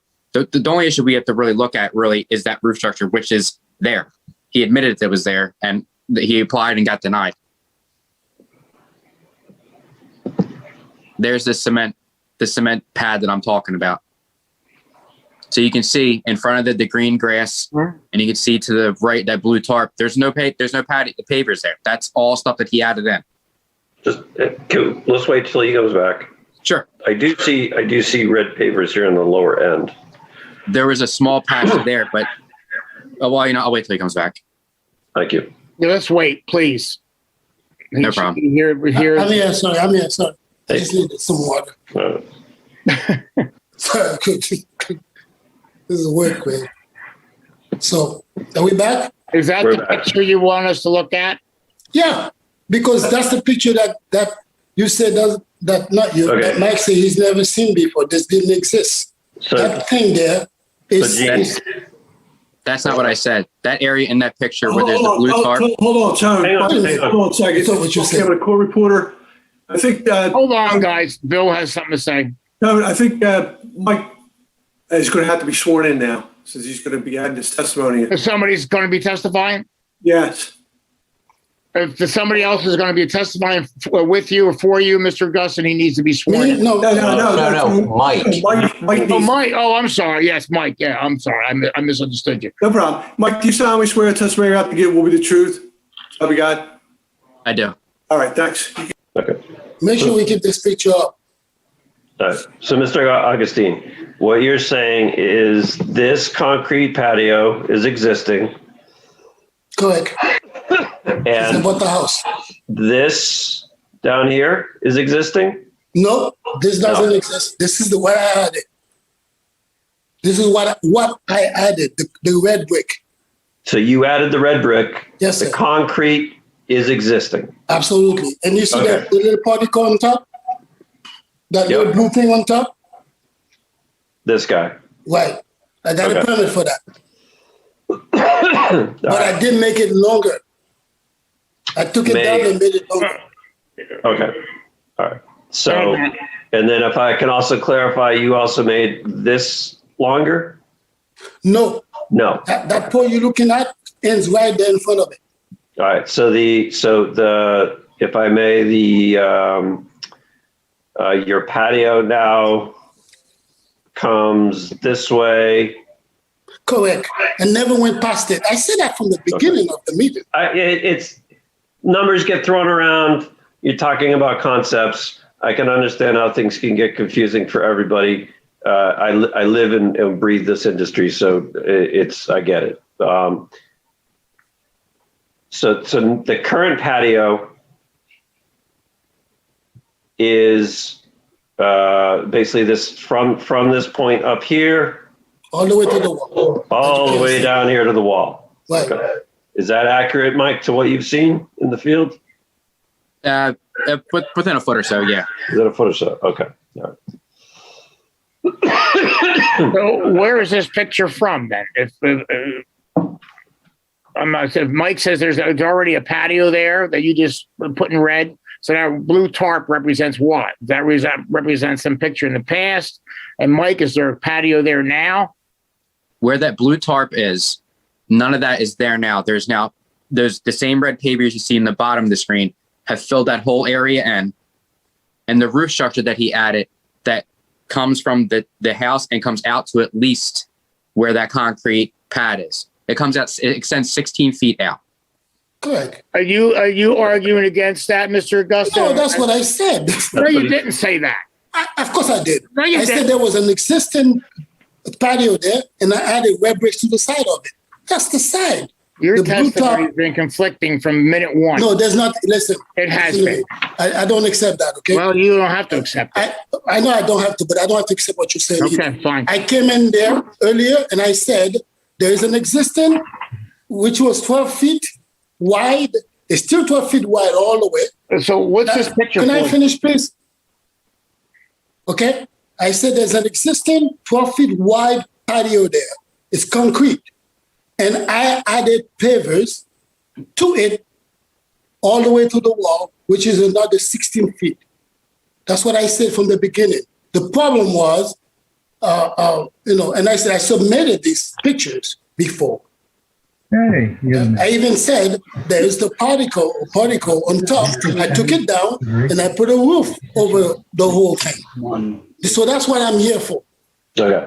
So just to confirm, Hopefully animals say and that. this is from the township's perspective, the patio did not violate any zoning. It doesn't exceed any impervious. There is no setback limitation to it. Am I correct in that statement, Jim? Or Mike? That is correct.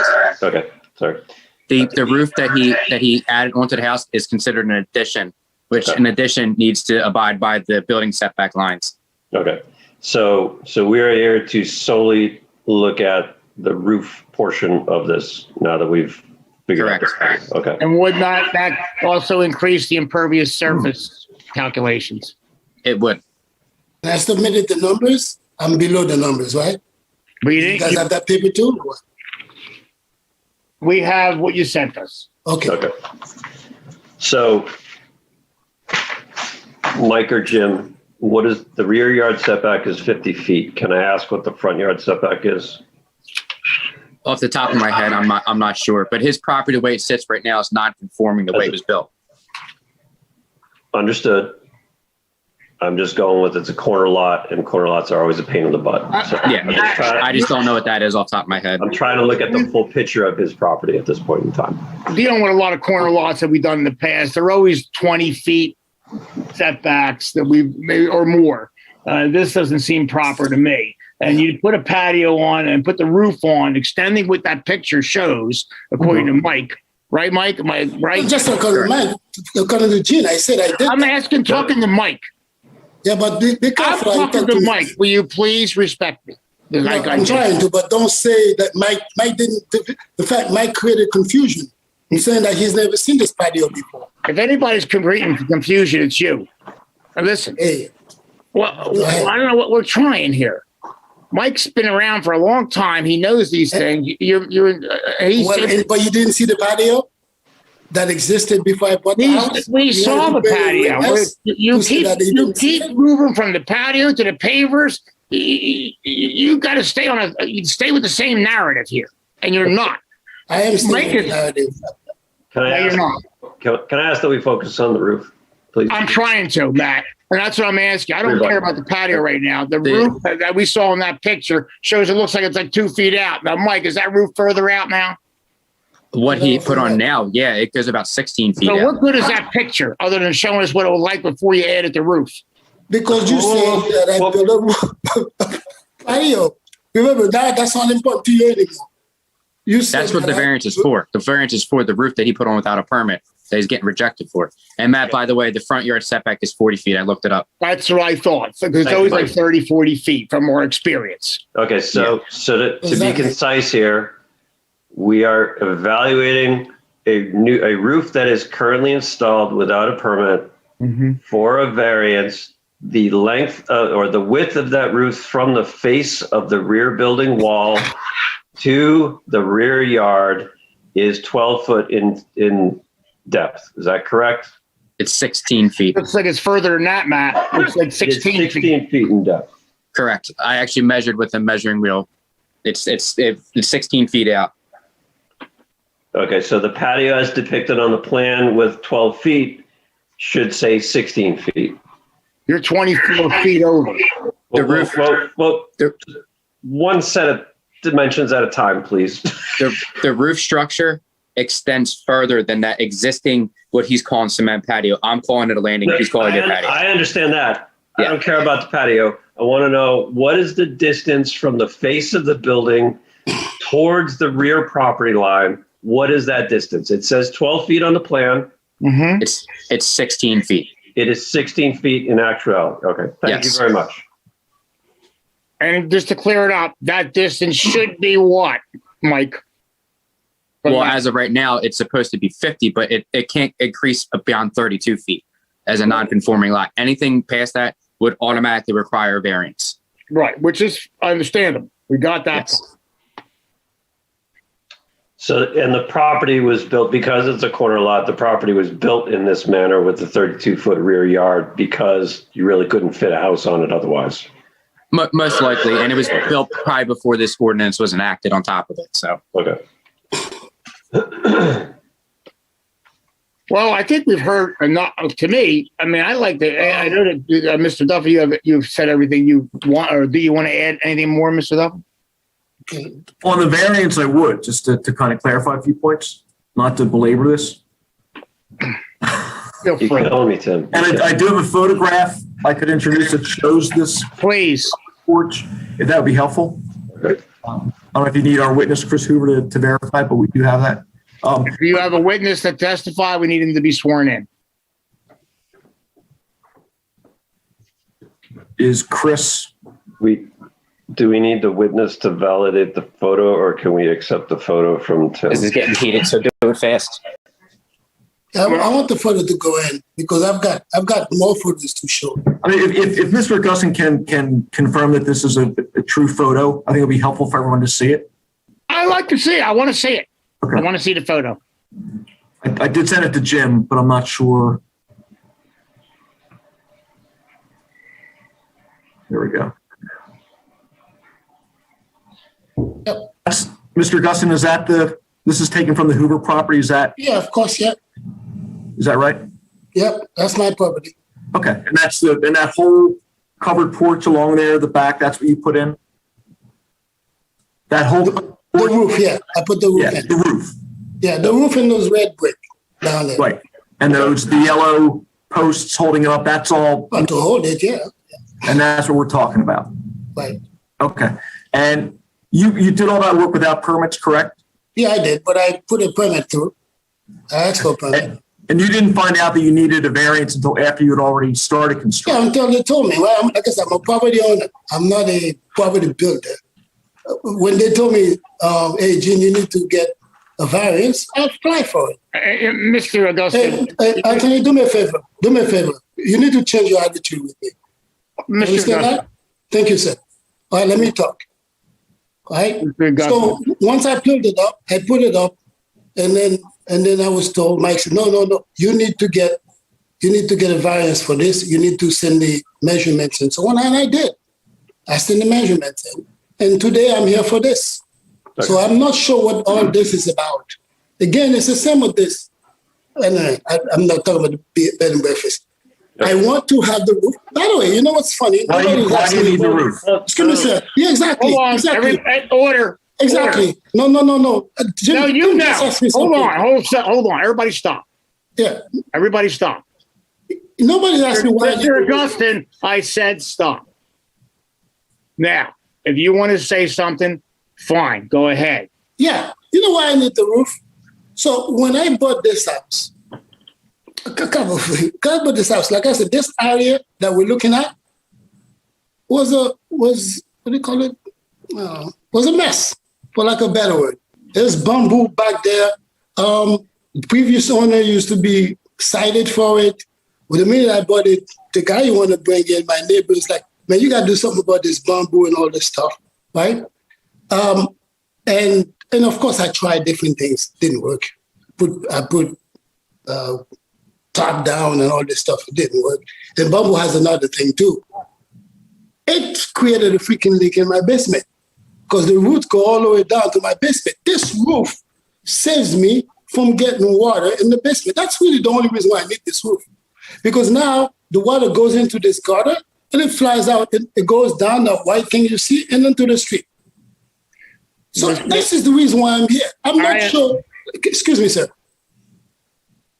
I hardly ever go there. Like I said, this is only a piece of my backyard. My backyard is all the way to the other side. Mr. Augustine, may I speak now? Yeah, you can. Listen, you knew that roof needed, whatever that extension was. Don't tell me you didn't know that needed a permit. Not a man of your intelligence. I don't. No. I am talking. I actually didn't think so.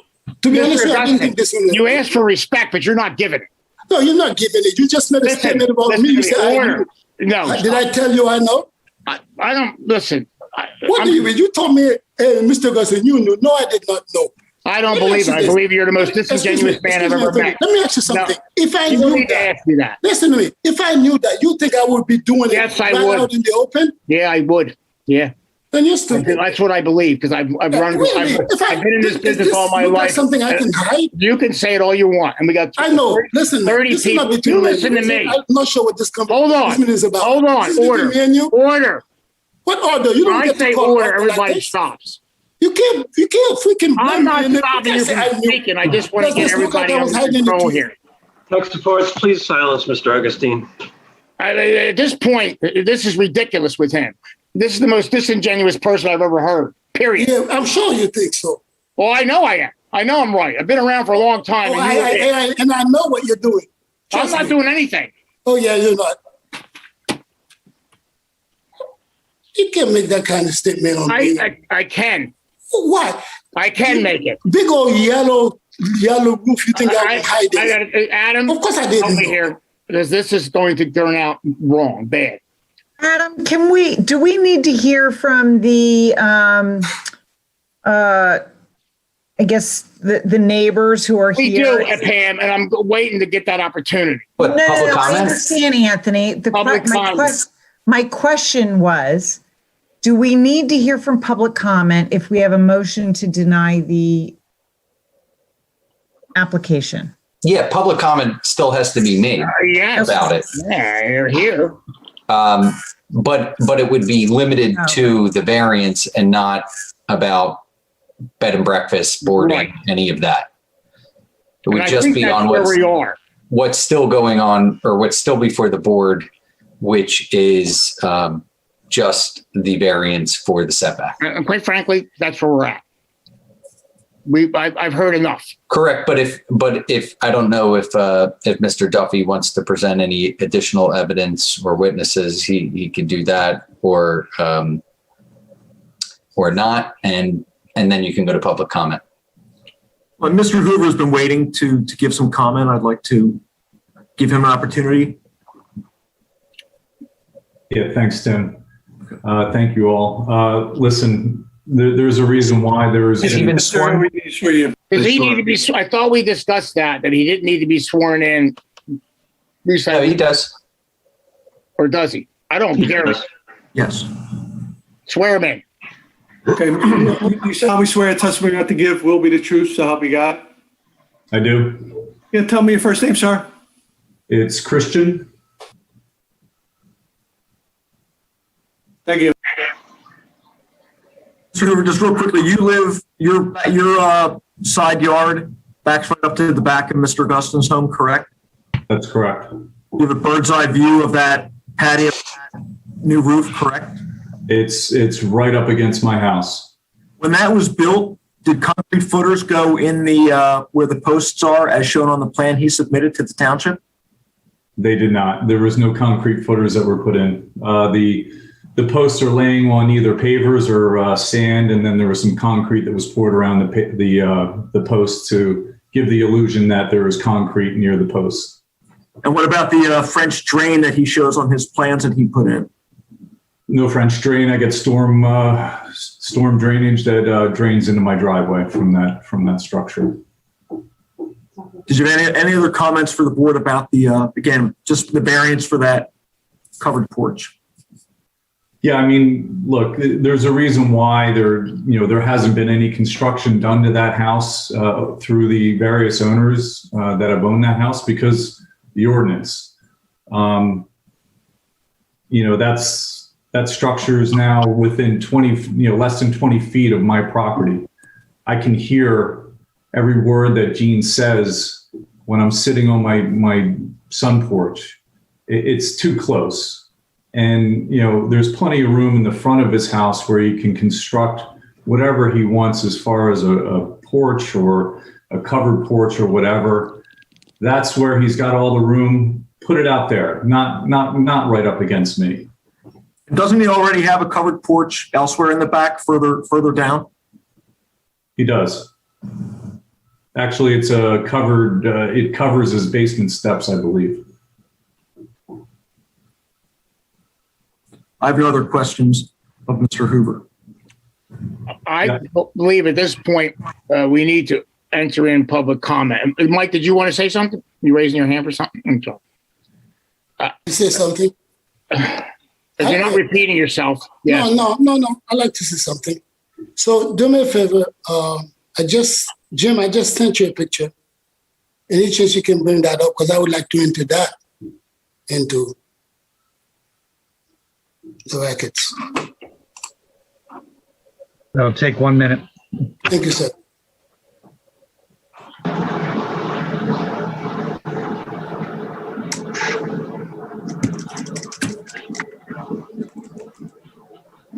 Tony? Yes, Mr. Weiss. Is there a motion on the floor? No, not yet. Okay, so I'm just before you go to public comment, Tim is my solicitor representing the township. Would it be appropriate to have a motion at this time before we hear public comment, or did you want to testify, give any more examination or cross?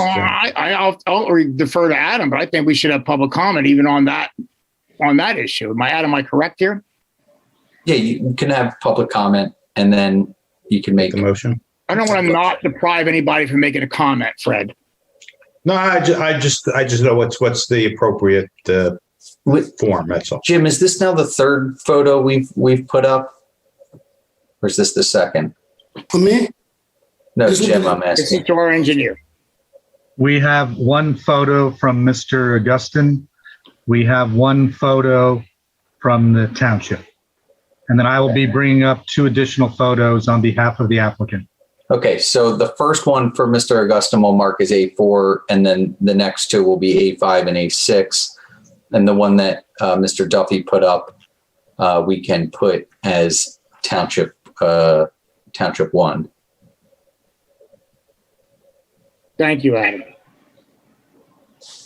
Let's see the photos when Jim has the availability.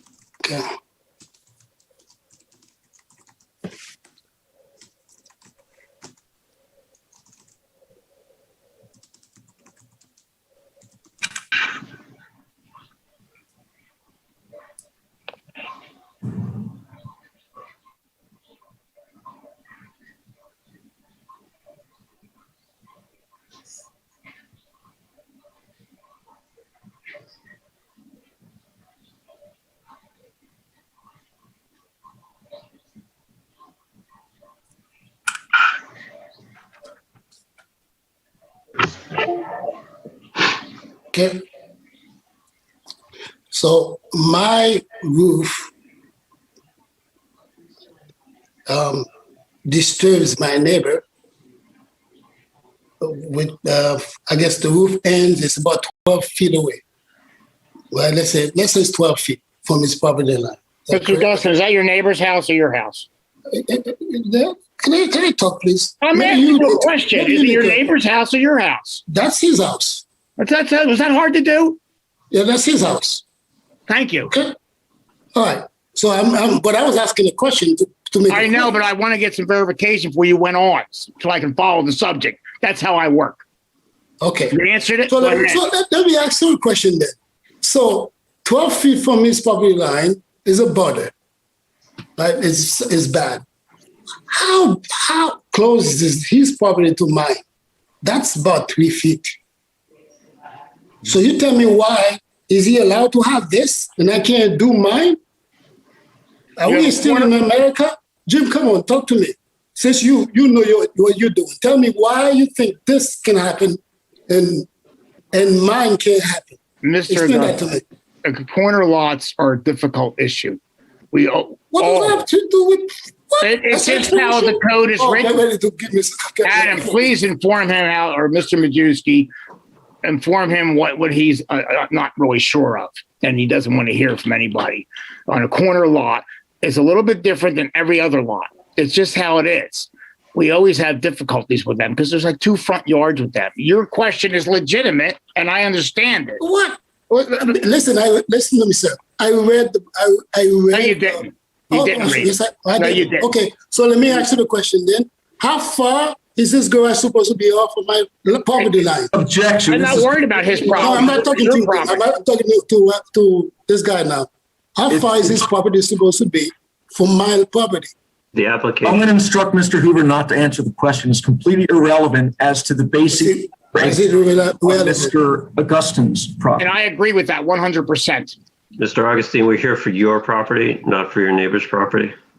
I totally understand that, but I guess no. But my neighbor was just on. That was my neighbor was just on saying how close my property is to his, but that it bothers him. This is purely a retaliatory question. If we could just stick to your property with what you want to do with it, and not to another property, regardless of its location, that has nothing to do with the application. Thank you, Matt. I understand that. Right, I understand that. Okay. I just want to put it into perspective. I understand. Do you have another photo that you would like to share? I believe there are 2 photos sent to Jim. No, that's it. That's it. There was just 1 photo? Okay. Yeah. Just want to make sure that. Okay, so then there's no A6. It would just be A4 and A5 that we have. Thank you, Mr. Hoover. I appreciate your comment. I don't remember, but Mr. Duffy, did you have anything else that you wanted to present? I don't. No, I'm fine. Thank you.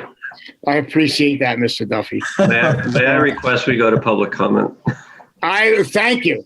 I've been trying to do that for 10 minutes. Let's go to public comment. We've heard enough. I got it. Thank you. Okay, Chair, this is David. We have over 20 people in public comment. We have a number of people that may want to speak to the bed and breakfast, but we're Forget that. not. Okay, so here's what we're going to do. I'm going to ask everyone that's in public comment right now in the waiting room, if they have a question, to raise their hand. Use the tools at the bottom of the screen to raise their hand if they do have a question. If they're on the phone, they could hit *9, and that would let us know that they have a question. Okay. So we have these 20 people in the waiting room. I need to identify if they have a question. So I'm asking them right now to either hit *9 or to raise their hand. So let me just take a quick look here and see what we have in the waiting room. Dave, I just want to make sure it's clear. I don't want these to withdraw. He withdrew the bed and breakfast part, so we don't need any comment from that. Am I correct? Sure. That's correct. That's what I'm trying to clear up. I don't want them to, do have to speak, they don't unneededly. They don't need to do that. Okay, we have our first person who raised their hand is Steve. So we'll be bringing in Steve. Bring in Steve and swear him in.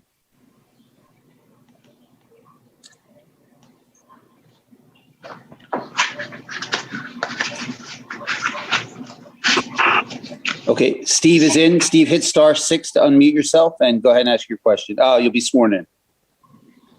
Hi, Steve, hit *6. There you go. Am I in? You guys hear? Mom, we swear to testimony we're about to give will be the truth, so help you God. Yes, I do. Steve, can you tell me your last name? I'm not seeing anyone else raising. I'm sorry. Repeat that. Could you tell me your last name and spell it for me? Sorry, Young. you did the other side? Steve Young. Okay, thank you. So I'm sorry. I did not have a question. I really had a comment, and that is it's pertaining to the general condition of that property and what we've been living through for the last 5 to 6 years here. The roof patio was built without a permit. It's just a scourge in the neighborhood, and it never should have been built. That's the smaller issue. The bigger issue is what's been going on with that property and the borders and the people coming and going. It's just gotten to the point where I'm raising 4 children on this street, and I tell them to walk the dog the other direction. I mean, I think tonight's hearing lays it all out very plainly. It's just ridiculous. And it needs to end. And after this meeting, what's going to happen is Gene's going to do what he wants to do. You guys are going to rule against him, hopefully. He's going to keep putting borders in there. And what is our recourse? That's my question. What is our recourse to stop this from happening for the next 2 years? Thank you. Thank you very much for your comment. Is there an answer? I would have to go to the township. There is recourse, but you have to speak to the township. Mike would be able to answer that question. But it has to be an official request, and they can do that. There is recourse. I was going to say the zoning hearing board is not recourse as to the borders, so that's not our jurisdiction. That's correct. So I think that's why our chair, right? Tony. Yeah, well, I was going to call you Tony, but he's on the phone. Call me Tony, that's fine. Yeah, is not answering because it's not in our jurisdiction. So we're not ruling on that. The applicant withdrew his application for a boarding or bed and breakfast. So we're only discussing the roof, his request for a variance for the roof. So I think we'll take your comment as to the roof into consideration in our decision. Thank you. Okay. You guys do understand there's nobody in the house. Nobody's living there. So I'm not sure what he was saying. Is there somebody else for public comment? Okay, Anthony, just give us 1 second here. We don't see anyone else's hand raised, but we want to give them a chance. *9. If you have a question, please hit *9 on your phone, and then we will bring you into the call. Right now, we're not seeing anyone who has a question relating to the setback. Hold on.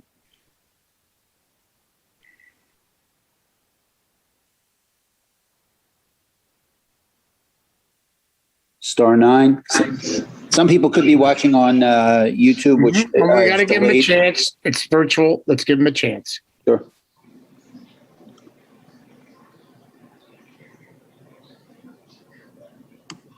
I still got nothing on that. You, okay.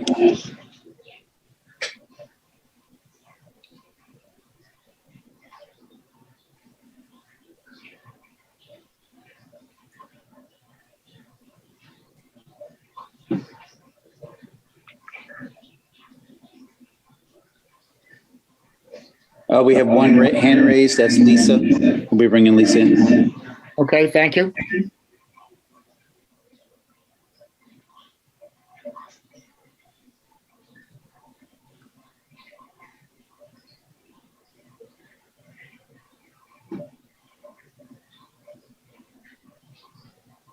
Okay, Lisa, hit *6 to unmute yourself, Lisa. There you go. Hi, I'm Lisa Tenney. I live in Lower Makefield Township. I've listened to a lot of zoning Hold on, hearings. Lisa. You need to be sworn in. Has Lisa been sworn in? No, not yet. Lisa, do you solemnly swear the testimony you have to give will be the truth, so help you God? Yes, I'm not a lawyer. Doesn't matter. Remember to restrict your comments to what we're asking. Yes, yeah. So, yes. So, he's a property owner. I've listened to a lot of zoning meetings this past 2021, and it's all been about pools and impervious surface, including pricket preserve. Mm-hmm. So I think that a patio roof over his little patio seems fine and in the rights of a landowner. It's his property. It's not blight. It's not a blighted property. Hopefully, I don't even know what property it is. And I don't think it's over the impervious surface based on he has a lot of front yard. Unlike most that come before the zoning board with lawyers and representation and helpers, he's coming himself trying to work with you in I would hope good diligence. So you should take that into consideration. He's asking for assistance, but you're treating him with disrespect, cutting him off. Remember, he's without representation. He's a person of color and maybe not even U.S. born. So where I live, I go outside, I hear road noise, and if my neighbor's outside, I hear them talking. This is a fact of life if you live on a 0.25 acre or 0.5 acre lot. If you go out and your neighbor is also outside, this is neighbor trouble. Put up a fence. I wish it was so simple. Well, it could be. But it's not. If you put, okay. So then the impervious is he over that? I don't know. We don't. Okay, well, we'll make the calculations and decide, and make it. Go ahead.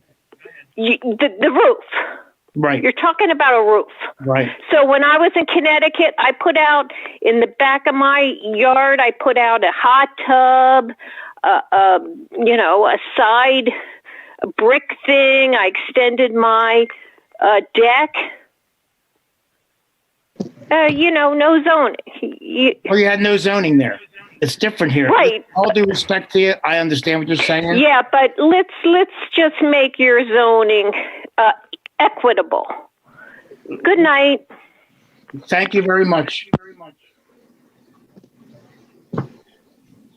Who's next? Just a moment, please. Anthony, give us 1 second. It doesn't look like we have anyone. We'll give them 1 second. We have 10 minutes to go, by the way, before the curfew ends. The curfew starts. We do have a question. We're going to be bringing in Mary Ann. Bring in Mary Ann. Okay.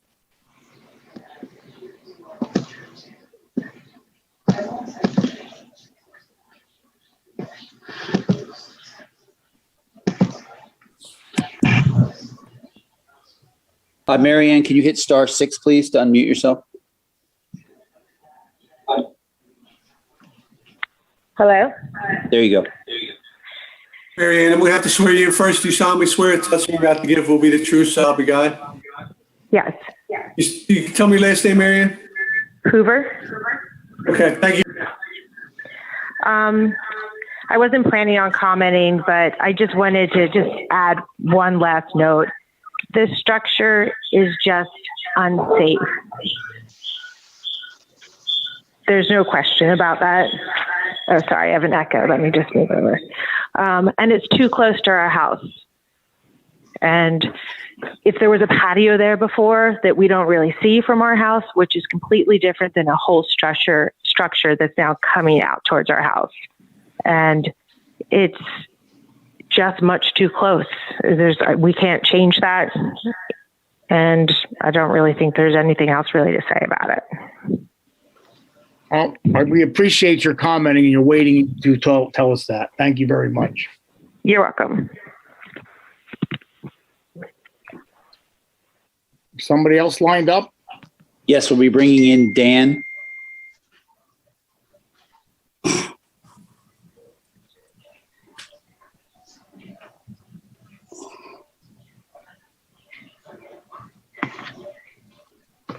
Go ahead, Dan.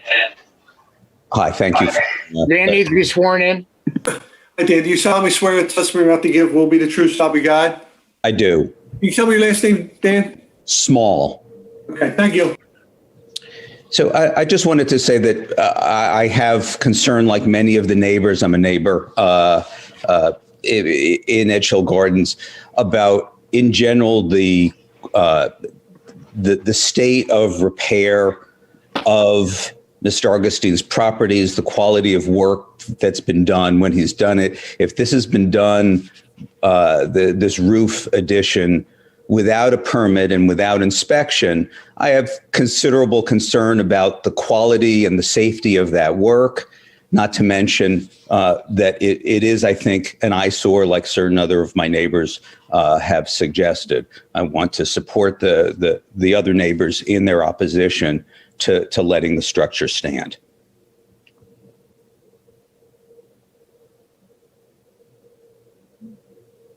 Anything else? No, that's what I wanted to share. Okay, thank you very much. We appreciate that comment. Okay, we have another caller, Deborah. We'll be bringing in Deborah. Thank you.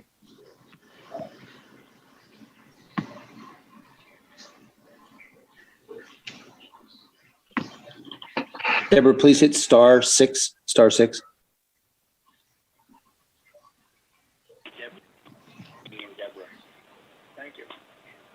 Go ahead, Deborah. Okay, hello. Yes, Do I Deborah, have to be sworn in, please. Okay.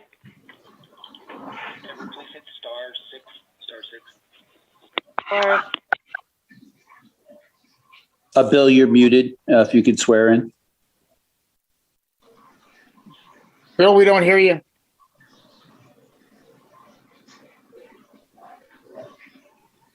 Both Deborah and Bill are muted.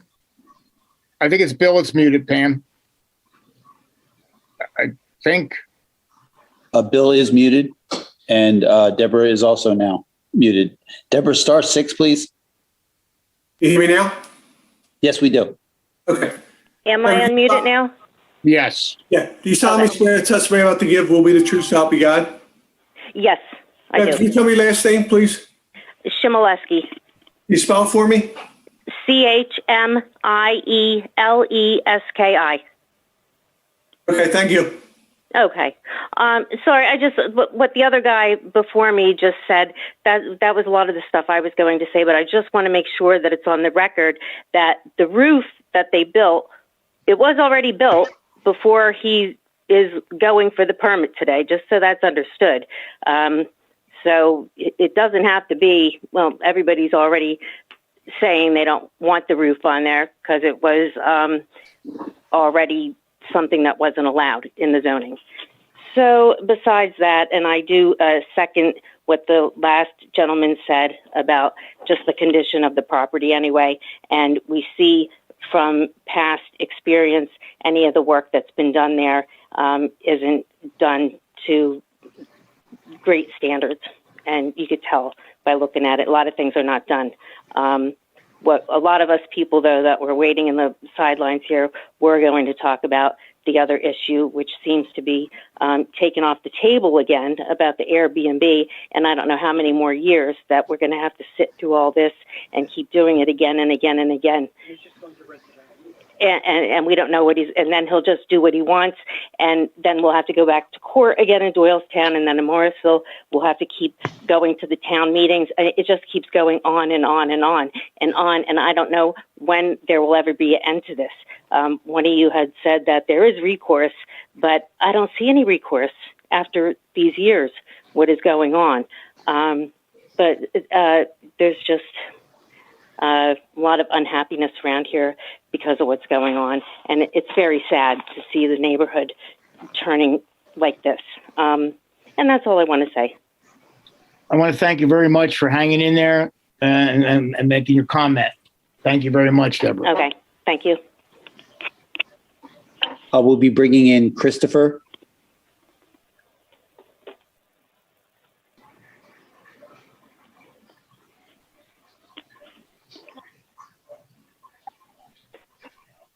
Christopher, please hit *6. There you go. You're in. You hear me? Yeah, I'm on my computer. I'm a new age kid. I'm actually relatively new to the neighborhood. And so Hey, Chris, we need to swear you in first, okay? Hold on, Chris. Yes, please. Thank you, Bill. No worries. Chris, you solemnly swear the testimony about to give will be the truth, so help you God. Yes, I do. Tell me your last name, Chris. Nork, N-O-R-K. All right, thank you. So I'm a new owner to the neighborhood as of November. And I would say some of the things that I've seen, and again, this is relatively new to me, but as I moved in, those structures that we're talking about today, as I'm learning, were already existing. So I don't know how far back this goes, but they were there. And I've seen a ton of work being done on the property. I can't give you more than in the past, 3 or 4 months, there's been people in and out doing work on property. I don't know what was being done or how it was being done. I can't speak to that, but I can tell you that as a neighbor across the street, there's definitely in and out of people, and also, back to some of the folks here, coming into the neighborhood, it's a fantastic neighborhood that we're excited to live in. Concern is, in and out of transients. And that's really one of the concerns that I know is being tabled today. But that being said, when I see work being done or performed that is not necessarily up to code, that is also a concern. So in my short tenure within Edge Hill Gardens, I have witnessed various projects going on, exterior, interior, and multiple people in and out of that house. So whatever that means, I'm not sure, but I thought I should come on and comment. So that's what I have. Thank you, Christopher, for your comment. We're getting near our curfew. I would be okay with extending it 10 minutes if we have more people, just to bring them in. I don't have an issue with that unless the board, my colleagues do. No, I think if we could close the public comment would be great. Yes, thank you. I What else we agree. got? Oh, we have Juliet coming in. Okay.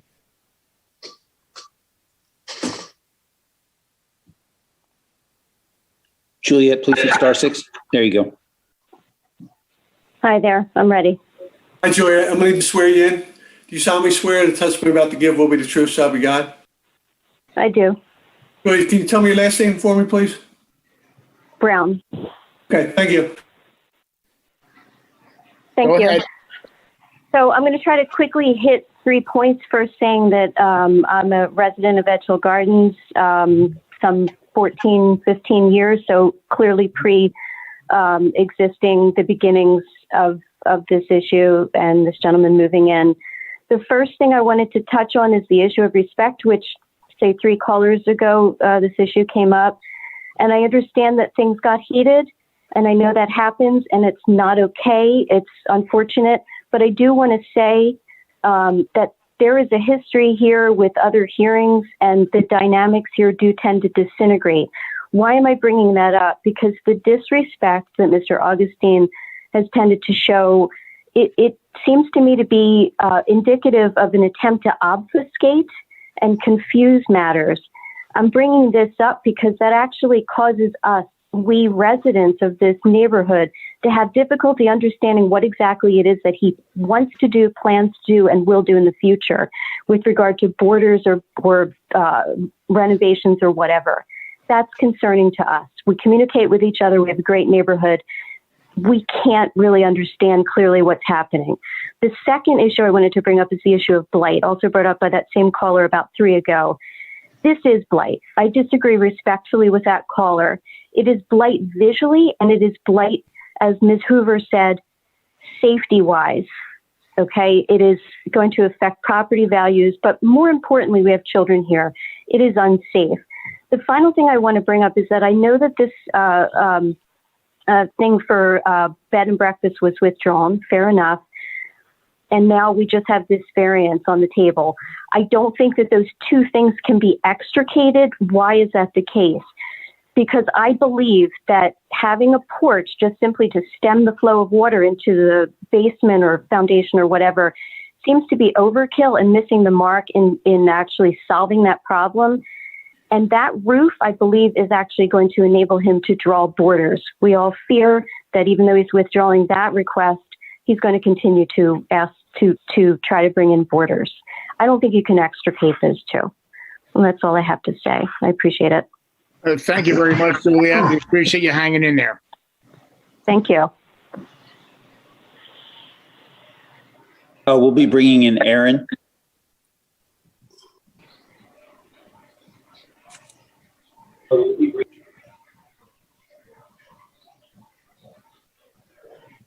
Aaron, can you hit *6, please? *6.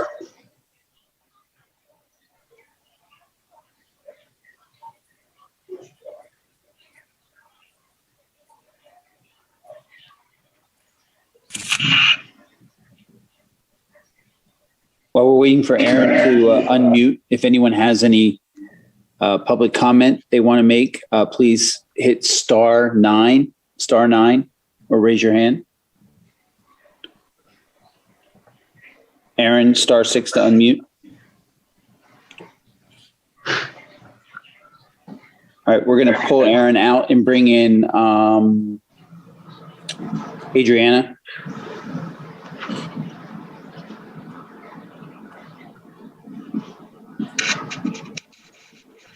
Adriana, can you please hit *6? There you go. Bill, go ahead. Thank you. I'm going to need to swear you in. You solemnly swear the testimony I'm about to give will be the truth, so help you God? I do. Adriana, can you tell me your last name, please? Korb, K-O-R-B. Okay, thank you.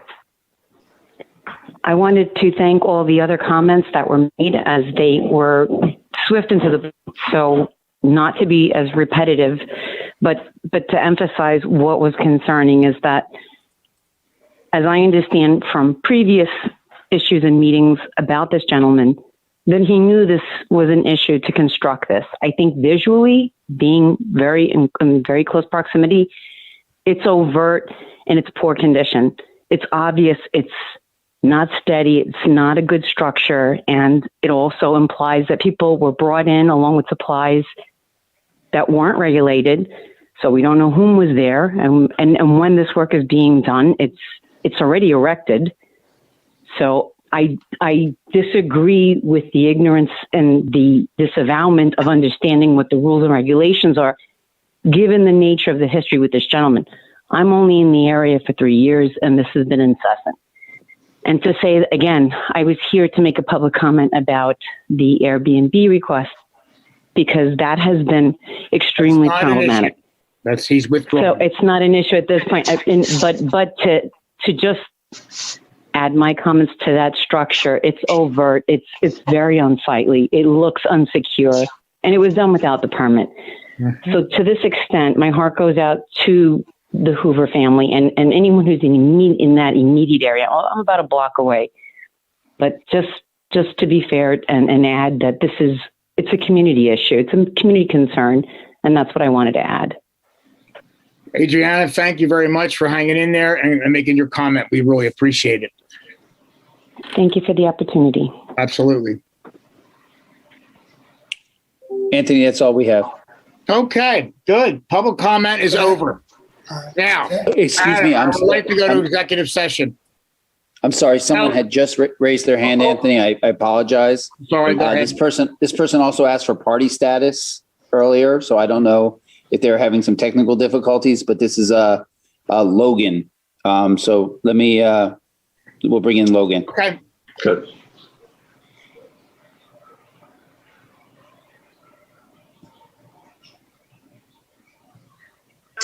Yes, can you hear me? Yes, we can. Be sworn in. Logan, do you solemnly swear the testimony about to give will be the true self you got?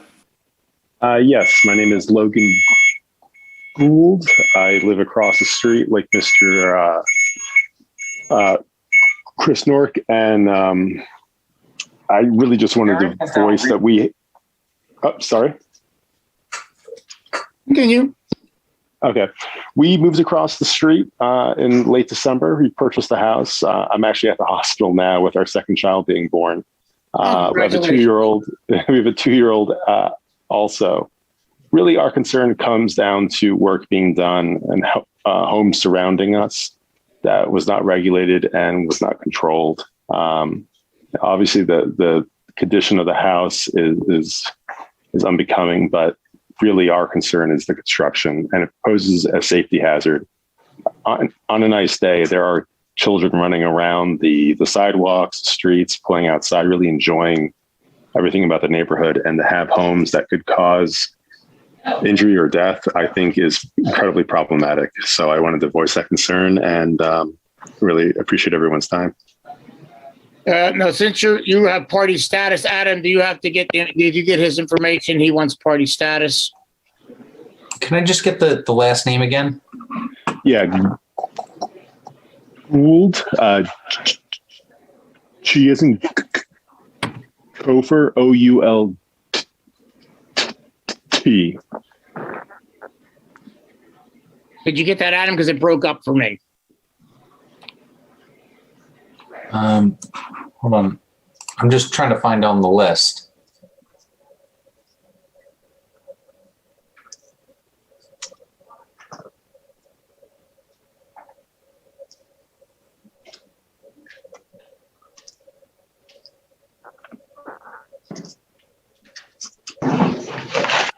You said you're across the street, sir?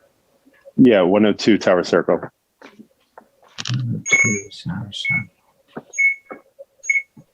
I'm looking at him.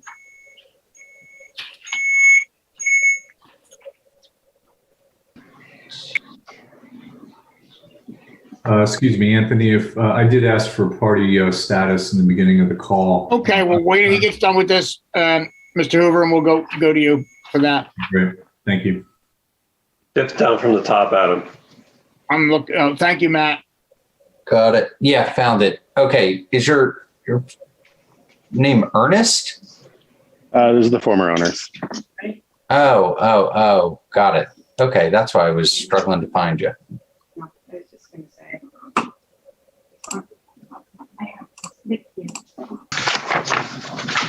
I have the information, Adam, and I can forward that to you. Great, thank you. Adam, did you hear Mr. Hoover also wanted party status? Yes. Yeah, that's fine. Okay, just want to make sure you got it. Thank you very much. I appreciate it. Thank you. Okay.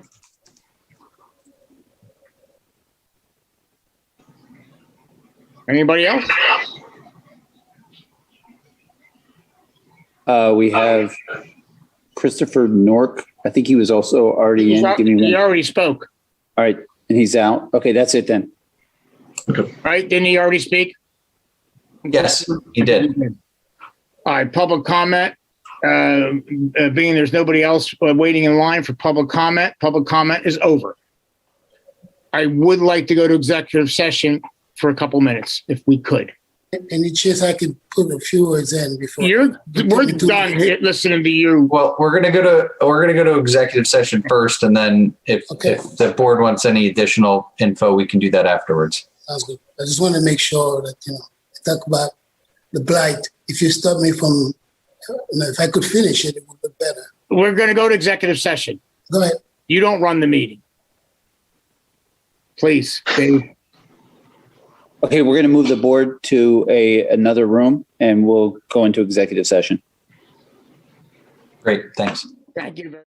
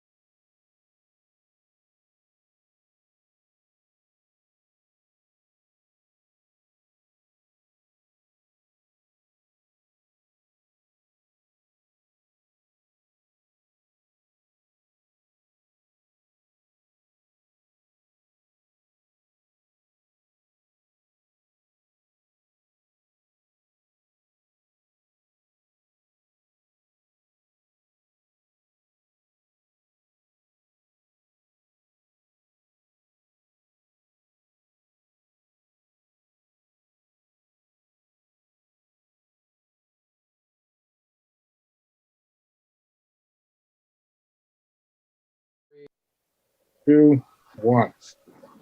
Okay, we're back. Mr. Augusta, before I let you have your comment, which I surely want to hear, I know our attorney Adam would like to say something first. Adam, would you? Yeah, just putting on the record, we did meet in executive session briefly just now and discuss some legal and procedural issues at that time. And now we're back. Thank you, Adam. Mr. Augusta, I know you wanted to comment on all the comments. You're free to do that right now. Is he back? Where'd he go? Is he here still with us? He's muted, and I don't think everybody's back. Okay, let's give everybody a chance. Yep. We have to be. Yeah, we have to do that. Jim's back. Jim's back. Jim looks tired.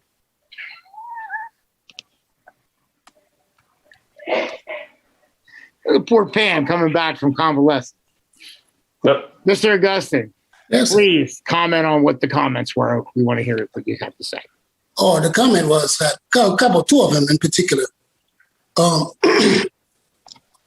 So, and you heard some people saying, "Oh, this is a blight." There's no the porch looks pretty bad.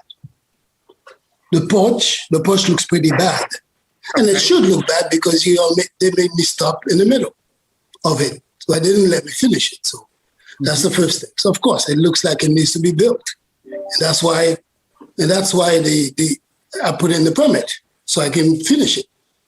That's the first thing. 2, I was listening to. Sorry, I'm supposed to be a detail. So I was listening to some of the comment people made, and it is the fact that his porch is too close to his neighbor.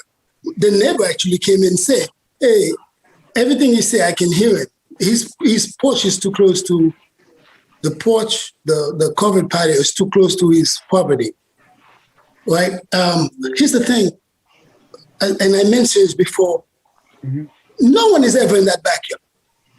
My purpose for this roof is to protect my property. Whenever it rains or snows, you know what I do? When they see me, they only see me go back there. There was a door in that picture that was open. I open the door, I look down in this hole and see if it's wet. That doesn't happen anymore. And that's the reason why I want it. Clearly, I mean, I got big old space in front. I got patios everywhere. If I want to, I can go there. The reason for that is because water is coming in my basement. And way back when the township took me to court, I explained to them that I need to put this patio down. I need to put a roof there because I know the water is coming. And the way my property is built, it's the, what do you call that thing? It's got a pitch coming to me. Right? And so there's not much topography of the land and pitches to your house. Yeah, it's coming back to me. So what I want to do is I want to grab as much of that water and put it on the street. Understand. You heard Chris get that thing. Some of the water, there's follows the natural flow, and some of that water will go and will go into his driveway. Here's 2 things that bothers me. Do you know that roof actually helped that man? Me putting that roof will help him because I'm catching all that water, putting it on the street to my right. If you look at the downspout, it's going to the right. And yes, there is a French drain under there. Because I had done a few things before trying to solve that problem, and I was not able to, as I said, because water is coming here. So if I pick all the water up and I put it out on the street, that's good. That's helpful to me and him. Finally, one more thing. My porch is too close to him, but his property, where he sits at all the time, is 3 feet from me. I know you said this is not important. You get me, I'm going to be suing some people. It's your time to comment. Go ahead. There's no way that this is okay. That he's 3 feet from me. I have a porch that is 12 feet, let's say 10 feet from him. That I'm never giving up on. And that's I'm a man of principle. I know you heard people say, well, he doesn't. We don't doubt your integrity. There is no way. If he's allowed to have his property that close to me, I can go 10 feet close to him. Simple. If that can't happen, I need to go do some court and I need some explanations to why he's okay and I'm not okay. Okay. That's all. All right. Is that it, Mr. Okay. Yeah, that's all. You made your point. I got it. We understand. We really do understand your point of view. Now, at this point, he's made his comment on the public comment. I would like to ask for a motion about this issue with the setback and the roof. I guess that's what the motion would be because he withdrew the other motion, the other request. Question. I'm sorry. One more. I'm sorry. I forgot to say. Hold on. I forgot to say. You'll get a second. Okay. Would somebody like to make a motion regarding this issue just on because he withdrew the one thing? So we're just talking about the setback. Am I getting that right? Yep. Mr. Augustine, please. The only application in at this point in time is for the rear yard setback. Right. See, I'll make a motion to deny application 20-18738A. We have a second. Is there any discussion? Mr. Augustine, has your chance. Say what? Is there any discussion? Would you like to add anything further that you have? Yeah, I am. Yeah, I am. Better ready.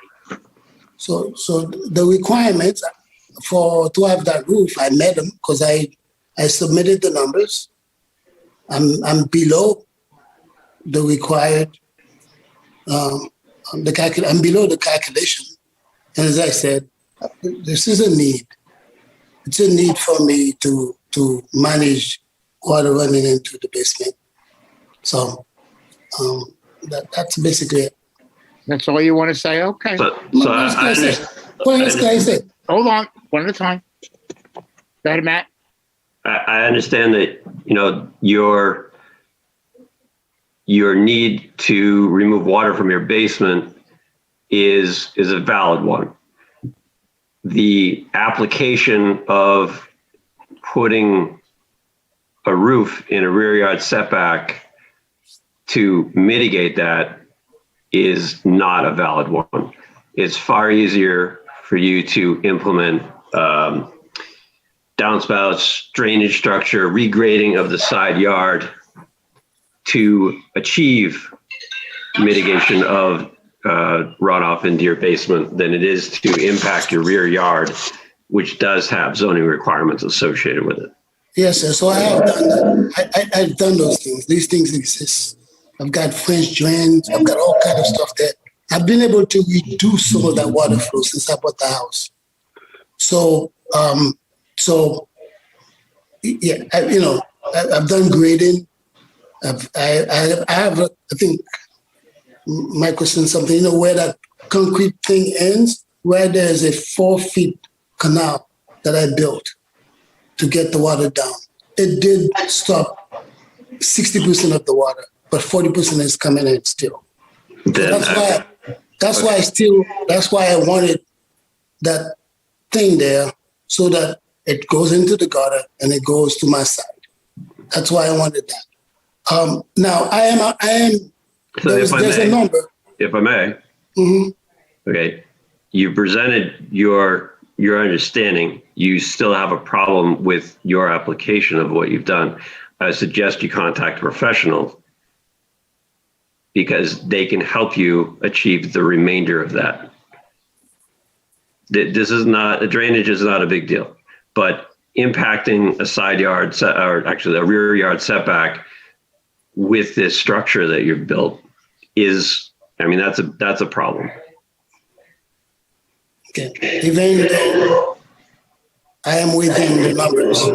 I'm sorry, say that again, Mr. Augustine. You're within your impervious numbers, correct, but you're not within your setbacks. Zoning is to a larger extent than just the coverage of a property, what gets built on it. It also encompasses, the uses of it. It encompasses setback to other properties. You can get into more complicated zoning applications where you have different adjacent uses and you have buffering requirements. We're not even getting into that. Right. The reality is you built into a setback, which is in and of itself a zoning issue. And you have not provided enough, you haven't provided a reasonable hardship for the application that you provided versus a hardship associated with just your drainage issues. Okay.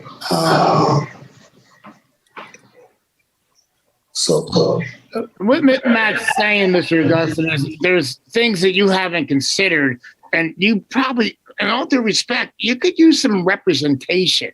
No, it's okay. I had plenty of representation. Okay, I'm just saying. I'm not going to tell you what to do, but we have to go by what we hear and see and what we know would do. Yes. So, listen to this. I was given the code. I was given the mathematics, right? So this is what you need. These are the numbers you need to be able to do this. I did it. Right? The only thing I can't do is I cannot make it 50 yards because I don't have 50. Then you can't do it until you get. I don't have 50 feet, right? But I did. I did the math. As I said, I kept it. I didn't go 1 inch closer. Here's my other thing, though. I guess it's the roof is the problem because there are there's other stuff in my backyard. Like I've got a divider line that goes all the way to the end. Stay with the same subject. I know. I'm just trying to understand. Trust me. I just don't understand what the problem is. So the issue is the zoning code as it's written, you are within a setback of a built structure. So the roof is the problem in this circumstance. The patio is not necessarily the problem. We understand that you want to cover the patio. We understand that you want to move stormwater away from your house. But in application of the zoning code, you cannot put a built structure, i.e. your roof, within the rear yard setback without a variance. For a variance, we typically need something that is a hardship on your property or you or the operation. There are other methods that you can use to achieve your remediation of your hardship that does not require a zoning application. Okay, let me say this. Answer one more. So background noise. I know. Background noise. Go ahead, Mr. Augustine. Make it brief, but make your comment. Yeah, I'm trying. And I'm also trying to understand. So you understand what to do. What we're saying. You're an intelligent man. No, I am, but I don't know your rules and regulations. Make your comment. So again, let me say it. So I've had people come. I had engineers come to look at the place. I'm sorry. Hasn't the record been closed? We already heard all that. Testifying and the record's closed. Yeah, I'm trying to get an understanding. There's a motion on the floor and the record should be closed. We're not going to rehash the entire meeting. No, I'm just trying. No, you are. Make your comment and finish it up. Okay. All right. Basically, simple. Well, I object to any further testimony by the It's on record. All right. We're already way over. I'm giving you the benefit of the doubt. I understand. Okay. All right. So one last sentence. Go ahead. Yep. So I did what I was asked. And I came in front of you guys looking to be able to build that roof. That's all. But I did what I was asked and I submitted the information. Thank you. We have a second on the motion to be denied. Discussion is over. I'll ask for a vote. All those in favor of the variance being denied, say aye. Aye. Aye. Pam? I said aye. I'm sorry, I didn't hear you. All those, I guess it's all three of us. It's all three of us are denying the motion. The motion is carried. The application is denied. That's it. Thank you all very much for your time tonight. Thank you very much, everybody. Thank you very much. And you, Mr. Gustin, I appreciate your time. I know it was hard to struggle. Thank you very much. Thank you. Thank you. Thank you. Good night. Good night, everybody. Just need a motion to adjourn. I would love to have a motion to adjourn. So moved, somebody. I'll do it. So moved. Second. Discussion, nothing. Good night.